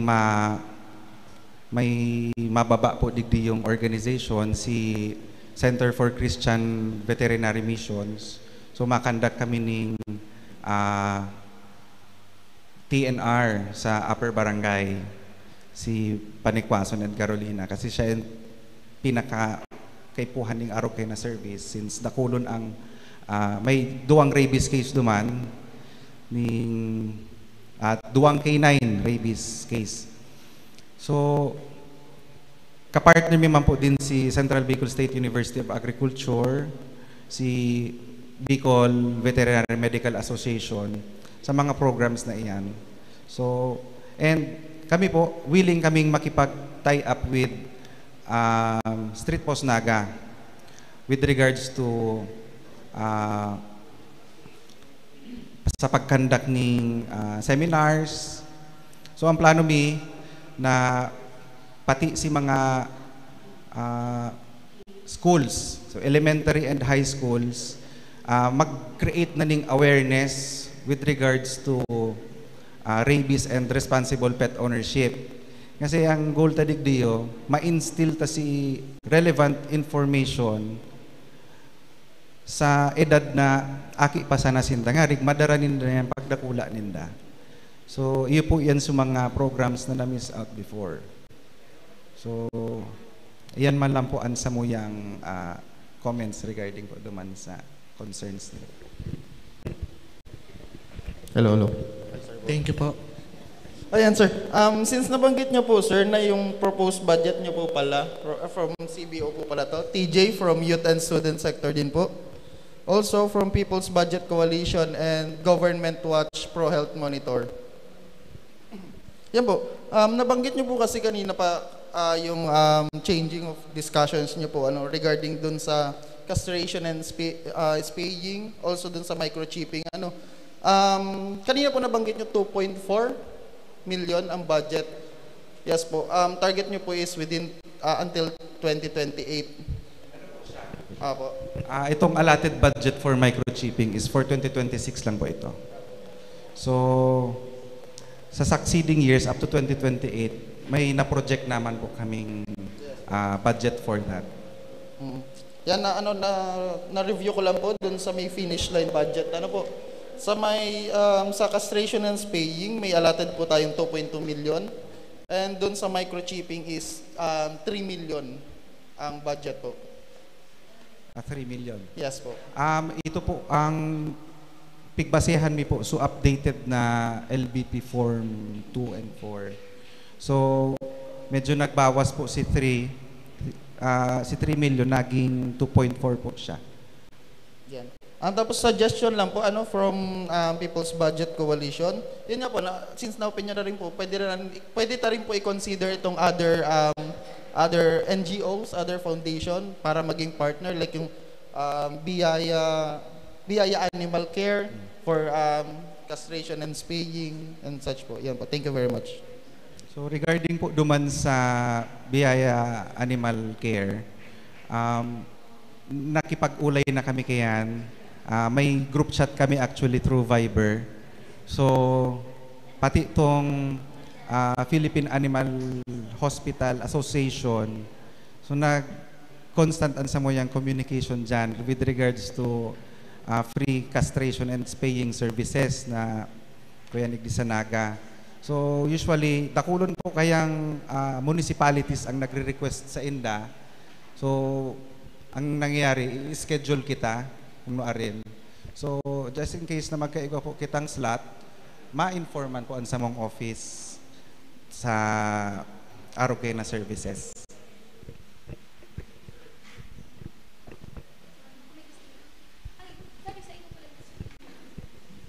Sir, sorry, last na po. Pero nanonood din po kasi yung ibang SPN members and ang major confusion po right now is yung sa KPI.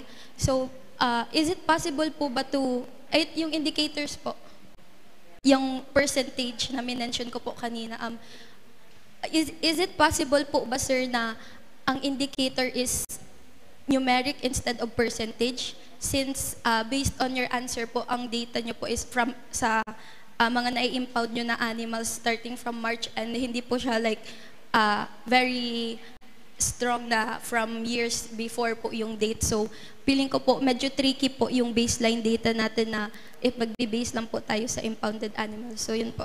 Thank you po.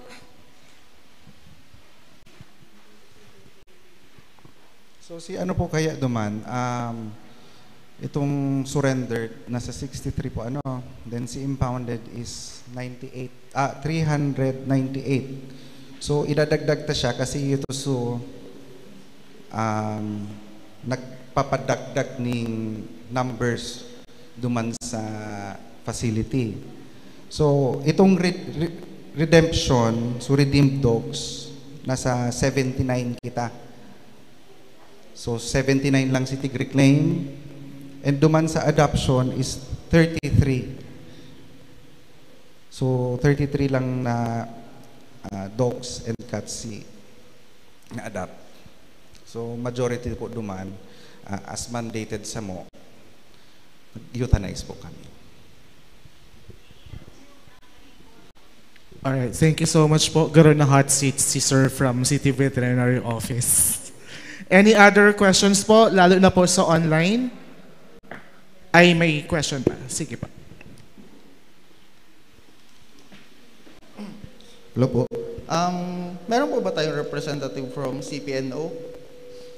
Ay, hello po ma'am. Good morning po. Ma'am, question lang po.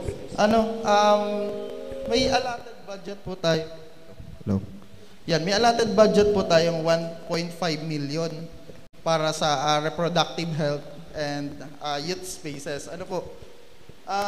Tanong ko lang po if may changes na po ba doon sa, or may update or innovation na po ba doon sa pinapalaganap nating education awareness about doon sa reproductive health, yung hearts and minds, kung existing pa rin po ba siya until now.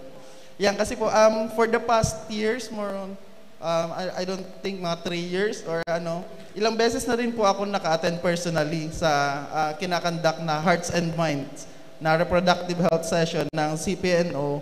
And ang naano ko lang po is wala pong changes. Like everything is parehong module. Every year, same pa rin po, same approach. Tapos nakakaikot po siya sa barangay at least once a year. So, is this enough po ba para ma-reach natin yung target natin sa mga teen and youth sector na ma-educate po sila regarding reproductive health? Yan. Dan, anong year nga, sir, yung last niyo pong attend? Ang last ko po siguro 2 years ago or maybe last year. Okay po. Before po kasi, naabutan ko pa yun yung old module, yung old na slides ang ginagamit. Pero as of now po, this year nag-start na kami. Actually last year, we have incorporated yung direct na yung ano namin, yung pag-target sa adolescent sexual and reproductive health. Before kasi about sa more on premarital sex prevention. Pero ngayon, we have focused more on adolescent sexual and reproductive health issues na. Yung napapanahon na ngayon, sabay na din dun sa needs ng youth natin. Na ngayon din, hinaluan pa namin kasi para may, ano siya, may difference dun sa lecture na ginagamit namin sa adolescent sexual and reproductive health o kaya ang usapang ASRH. It's a different module pero we have added, actually galing po sa regional office, yung nile-lecture sa Hearts and Minds, more on self-awareness na siya. Focusing on the values, yan yung mas in-depth ng pag-lecture about Hearts and Minds. Kaya may pagbabago na siya, sir. Attend ka po. Thank you very much po, ma'am. Ano po? Next question naman po is from City Health Office po. Hello po, ma'am. Yan, ma'am. Ask ko lang po ito, ma'am, regarding po sa ating mga barangay health workers. Ano po? Yun po, sana, ay ano po, ito, result din po kasi ng monitoring po namin from Government Watch na hindi po sufficient yung nakukuhang trainings and yun po, compensation ng ating mga barangay health workers din. Siyempre po, alam naman po natin na nagkakaiba-iba din ng compensation ng barangay health workers, depende po sa budget ng barangay. Ano po? Yan. Isa pa po dito yung kung sa tingin po ba natin from City Health Office, sufficient din po yung nabibigay nating trainings. Yan, trainings and seminars sa ating mga barangay health workers. Tapos follow up po, did we consider po ba na i-enhance din yung provisions ng ating mga barangay health workers regarding sa regularization? Apo. Kasi po, ang na-found out din po kasi namin sa aming monitoring results na ang mga barangay health workers po, karamihan, nakabase sa kapitan. After election, may tendency na kung hindi ka kaalyado ni kapitan or wala kang kapit sa mga nanalo, may possibility na matanggal ka. Pero kung during 3 years na naging BHW ka, nag-attend ka ng training, seminars, and such, educated ka na sa position na barangay health worker, dahil lang sa isang election na wala lahat yung, na wala nang silbi yung trainings mo. Yan po. Isa po sanang tinutulak din namin na magkaroon ng provision sa regularization or plantilla position para sa mga barangay health workers. Lalapit ako.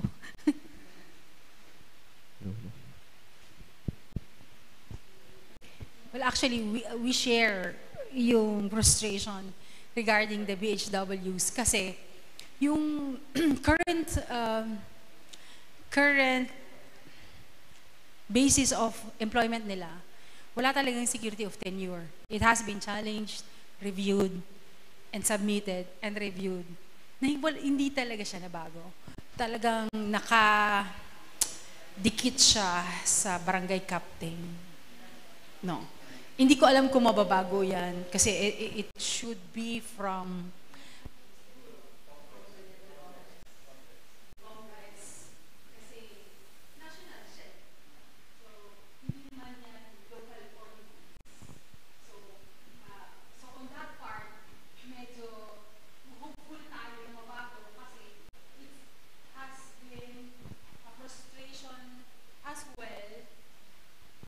It has been a frustration as well from the city health offices. Yung mga BHWs na train, ginastusan, kinapacitate, after 3 years natalo tangay ang lahat ng training. It is a frustration. Kaya yung sinasabi mong yung iba hindi masyadong train, yung iba parang bagong panganak, hindi alam kung anong ginagawa. From scratch. Kasi nga, kalalanding lang ng feet nila sa barangay ulit. So, the moment na nagpa-check up ka, ang expectation mo, alam nila ginagawa nila, pero actually 2 days pa lang sila doon. So, kasi bagong palit. And hindi natin siya mapigilan. So we can only recommend. And sa ngayon, nagtayo na sila ng federation just to make sure na at least protect themselves against injustice. At saka yung ganito, yung insecurity of tenure. So, may federation na sila, nire-recognize, DOH registration na nga sila. So, just to make sure, monitor din natin yung mga training na ibinibigay natin sa kanila para the moment na magsabi si Kapitan, ayoko na nitong mga to, meron tayong, pero Kap, eto na yung mga training niyan. Ang ipapalit mo dyan, newbie. Di ba? So, to consider. I-consider po yon. So, yung sa training, we try na ma-capacitate talaga ang BHW. At saka hindi talaga sila madami. Ang requirement natin ng BHW is 1 every 20 to 25 households. Ilang household tayo sa Naga? Ano lang sila eh. I think 200 plus lang. Ilang household tayo sa Naga? We are short by 1,000 actually of BHWs according to the census ng Naga. So marami pa talaga tayong kakulangan. Mahal ng BHW. Pero dependent kasi din tayo sa kayang sweldohan ng barangay. At kaya nating budgetan sa city. So in partnership. Nasagot po ba kita? Okay pa. Sige ma'am. Pag nagdi-discuss kami ng budget, ito mga tiga-budget, di ba meron tayong accredited BHW and then yung mga nasa barangay. Ang ibang BHW na may mga training aram ko, sa city, di ba? Ang city na ang nagsisweldo sa Na-absorb po India. ng city, opo. O, tanang hinaya nga duman sa mga training na Kaya lang after election, nahali nga sa mga barangay official, bako lang BHW actually yan. Pag nadaog na si kinakampihan ninda, talagang mahali. Pero na yan, known fact yan. Dapat may CDRS, dapat may BNS, isipon na yan marami kang mga nasa barangay na if you pledge loyalty to the administration na nanadaog, talagang casualties of war ka. Pero aram ko, may ginibo na ang city kayan. Tanang hinayang, bako lang BHW, di ba, BNS, BSPO, yan, ginibuhan na kang paagi kang city we try to absorb na po sa city. Kaya lang, again, limited kasi siya sa available funding natin.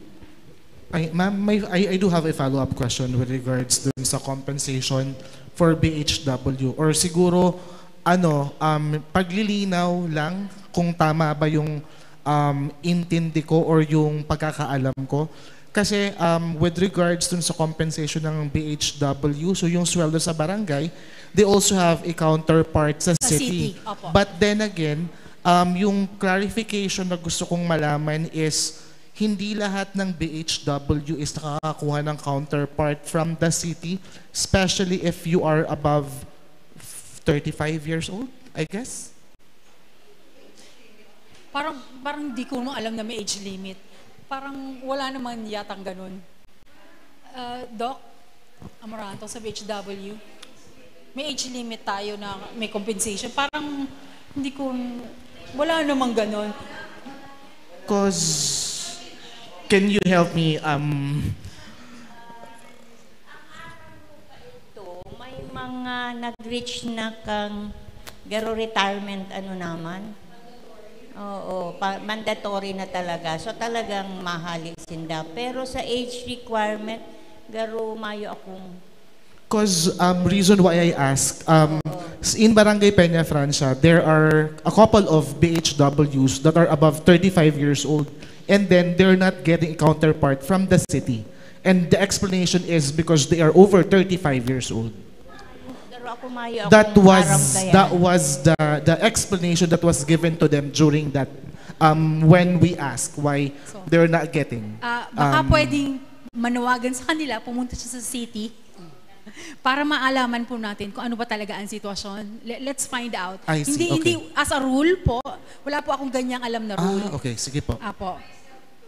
Wala. I see. Wala po. Okay, thank you for clarifying. If it is happening and kasi kiniklaim nila, then punta po sila sa city. Para maliwanawan po natin, ma-check din po natin sa budget kung kasi sila din ang may alam ng allotment natin. So we can find out kung anong nangyayari. I see. Okay, thank you po. And any other questions po, lalo na po sa mga nanonood sa NCPC FB page? Wala. Ako po, one last question. With regards po dun sa program na meron po tayong currently for HIV. I wanted to know kung ano po yung existing programs that we have. And then, nung last time po kasi na nakipag-usap ako dun sa City Health Office, I forgot kung sino po yung nakausap ko. They were asking for a help to amend yung existing... Renovate po. Yes po. So, I wanted to know kung nasaan na po tayo with regards to that. Since yung HIV po as a program, matagal na po meron ang City Health Office. So it caters dun sa mga patients natin na positive for HIV. Pero it also caters for provision of pre-exposure drug at saka screening. So sa ngayon, ongoing pa rin po siya. In terms of hub, being maging treatment center, yun pa rin po ang binaplano natin. It has been planned for a while. Kaya lang, yung restriction natin sa place, sa venue, medyo tricky pagdating sa City Health Office. So sa ngayon, yung office nila, dun sa back end ng office, may portion doon na nire-renovate kasi parang ipinangako sa amin ni Mayor yung old office ni Congressman Bordado, i-renovate para may ibang function or sila mismo, maging hub nila yon. May lipat sila doon, parang i-hope. So, once na the budget is out, isa yun sa tutok, isa yun sa capital outlay nilang nakatutok doon to renovate the office para makalipat na doon. So, instead of provision lang ng medicine, check-up, screening, maging hub talaga sila. Makastore tayo ng gamot, makatreat tayo, makamonitor tayo ng patients, at lalo na medyo hotspot ang Naga in terms of HIV positivity. Thank you so much po. Any other questions po? Suggestions? Violent reaction? Ayun, ma'am. Since pinag-isip-isipan ko lang po kanina, since we share same frustration din po and panghinayang dun sa mga ating mga barangay health workers na nadadamay sa election, if we push something like additional provision or papers regarding the regularization of at least kahit isa or one or two na BHW per barangay, does your office po ba open to help us or assist us in writing those papers?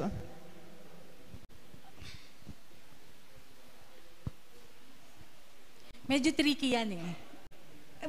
Bakit? Kasi yung ating mga BHWs, most of them are non-medical, but they are trained. So they are trained on a specific area of parang expertise na siya. So para maging regular sila, wala naman pa kasing, parang walang plantilyang BHW eh. So ang una nating recommend, mag-create ng plantilla na BHW. Diba? So, anong function? Anong requirement? Kasi it has to be created and it has to be approved by our city if this is the direction that they wanted to take. But kung i-create mo siya as compared to our immediate need to hire more nurses and midwives versus BHW who are non-medical, medyo tricky yun eh. We have to balance out. No. So I personally, it's not wrong. It's okay. Kung gusto natin maging regular ang BHW. But we have to start from ano ba yung gusto nating direction and in the intent. Thank you very much po, ma'am. Any other questions po? So I guess yung pagiging silensyo, mayo ng question. So now, so do we all agree ba na we can endorse na the budget to the Sanggunian? Any motion to endorse?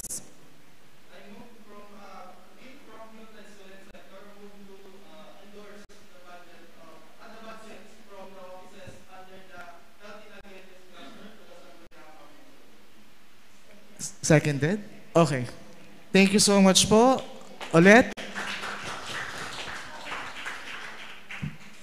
So yan po sa tuyang budget presentation for this morning. So we're gonna have our lunch break, and then in the afternoon for the second day kang annual investment program.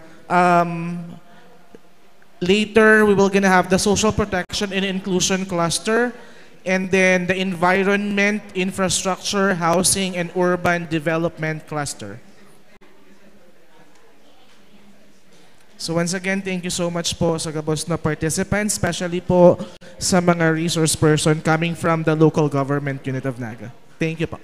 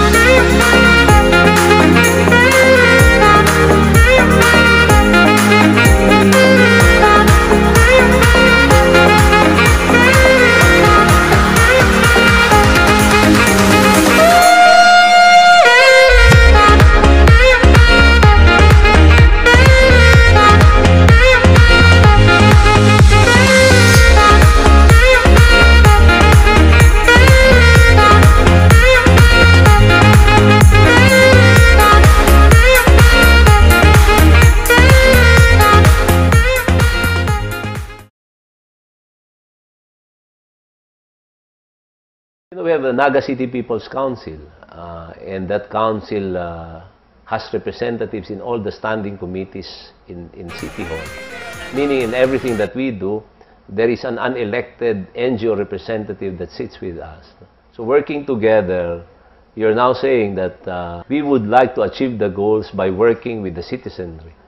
We would like to determine the goals by consulting with the citizenry. We would like to have a city that encourages responsible citizenship in the process of delivering the outcomes.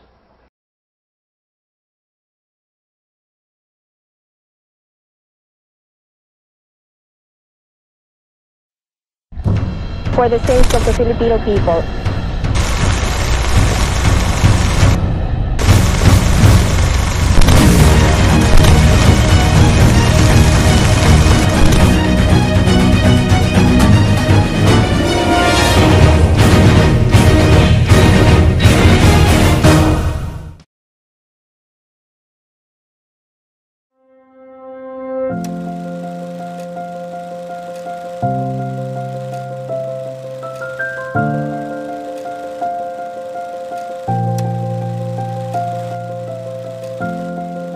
Ang Naga City People's Council o NCPC ay katiripunan ka mga manlain-lain na sektor sa laog kang Naga magsalit man siya o magdakula.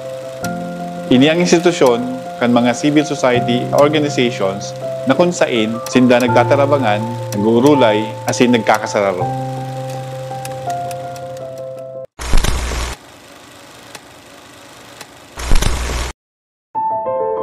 NCPCs evolved from the idea post-EDSA. At the time, the civil society leaders started talking about the space that was open after we kicked the dictator. And they realized that the new government will be successful if people are engaged. So those who were part of the popular democracy movement started looking at models where people can participate in running the government. What I learned is that there were failures at the national level, but when they came to Naga, there were leaders of the civil society and they realized that maybe Naga is ready for the experiment. So in 1995, under the sponsorship or authorship of former Councilor James Jacob, the city managed to pass the Empowerment Ordinance, which gave birth to the Naga City People's Council. And it was, as they say, it was the perfect formula. You had an active civil society, the NGOs and the People's Council, and you have an open leadership of the city government through former Mayor Jess Robredo, who agreed that the concept or the idea of having a government that is open for people's participation is ripe for Naga City. So kang pigpasar ang Empowerment Ordinance kang 1995, the NGO and PO community took a task among themselves na kaipuhan paghandaan ini yung participatory governance na pigo-offer kan si Empowerment Ordinance. It was also during this time, latter part of 1995 to 1996, igwaning interim group na nag-take lead para i-organize itong preparatory activities for the first organizational meeting kang NCPC. It was in that organizational meeting na pig-finalize or nagkasundo ang mga members about the premises of coming together. What mandates do they have as an organization? And duman din pig-firm up itong first constitution and bylaws kang organization. And it was also in that organizational meeting na pig-elect itong first 15 members of the board kang Naga City People's Council. So shortly after that, nag-meet na din itong board of directors, and in that first meeting of the board, na-elect si Father Nelson Trea as the first chairperson kang Naga City People's Council. I just came to know about it. So sabi ko, it's a beautiful idea. Kaya sabi mo, let's get involved. Kahit tumagang panahon, sabi sa Tuya, ang partisipasyon ta sana, mag-eleksyon lang. Pag nakaboto ka na, tapos na. Ining Empowerment Ordinance na ini, or people's participation in local governance, as going beyond just merely electing government officials, it was also asking you as na mga ordinary people, may mga concern kita na sa indang paggobyerno, sa indang pag-ibon ng mga ordinances, pag-ibon ng laws, madagog pa sa tuyang concern, more specific concerns.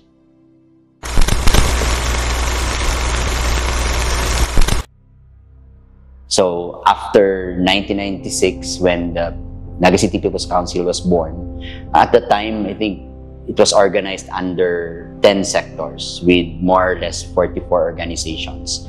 But when I joined in year 2000, I was then recruited as one of the community organizers for the Barangay People's Council. I think at the time we had close to 100 organizations already representing the different sectors. It was because the expansion was under the program of the NCPC at the time of strengthening the basic sectors. Ang evolution kang NCPC, inagpagpahiwas. So, nakaigwa ng recruitment tuman sa mga organization. Kasi itong mga daay qualified na organization. Kung sasabihin, mayo silang legal personality, they accredited sa syudad, pagtabangan ta iniyo na ma-accredit sinda, makaigwa ng legal personality, as in ma-accredit sa syudad. So, naghiwas siya. May mga sektor kita na sararadit, may mga sektor din na nag-merge. Dakol na din po nin mga organizations na nagpapa-accredit, pero dahil malaog naman sa sektor na ina-identify on how are they going to engage. So nagkaigo ng pagbabago din sa sektor. So yan po si mga changes na nangyari, naghiwas, as in pig-capacitate sa iyang mga members. Sa ngunyan, ang NCPC, igwang 17 sektor na kinababalihan kang iba't ibang mga civil society organizations, POs, NGOs. No? Sa mga milestone kani recently ay ang pagkakaiguan ng pagkakabisto kay niyo bilang sarong long-standing or nainot na People's Council sa buong Pilipinas. Nagkaigwa man kita kadtong mga kaaging taon, nagkaigwa kita ning distinction o pinag-awardan kang DILG as in pig-recognizer kang iba't ibang mga LGUs man kang mga People's Council na namumugna pa lang bilang nainot na People's Council sa buong Pilipinas. Sa laog kang 27 taon, halos 27 taon, ang NCPC nagkaigwa ng ups and down no? Pero throughout these years, ining NCPC man, yaw pa man giraray. Padagos pa man giraray na nagsisilbing boses kang mga namamanwaan sa gobyerno asin nagiging tulay kang gobyerno man sa progreso kang sa tuyang syudad.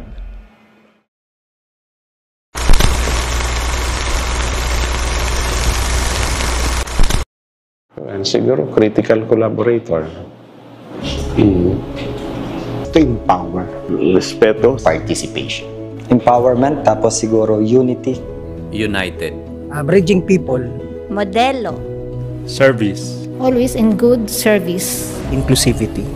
Boses. Saro siyang boses. Boses siya kang gabos ng mga sektores. Watchdog or kami po ang bantay. Concerned people o kaya tagapagmatsyag. Very rewarding. Siguro NCPC is a gift. Saro po yung NCPC sa stronghold. Empowering citizen. Parang empowerment po ito ng mga ordinary. It's the way to go. Igwa siya ng transparency sa community. The best word siguro to describe NCPC is really partnership.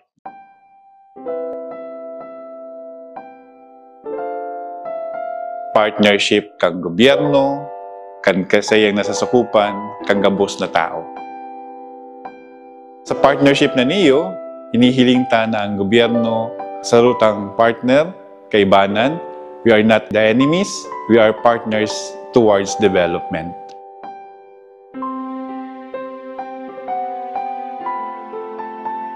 Dahil sa pagiging tulay kang NCPC, nag-urulay ang tao, ang mga nasa gobyerno sa sarong lamesa para pag-ulayan ang progreso, mga issue, mga concerns, mga pangiturugan. Ang importante, saralo kita sa paghiro sa kagustuhan kang mga tao. Yan ang papel kang Naga City People's Council.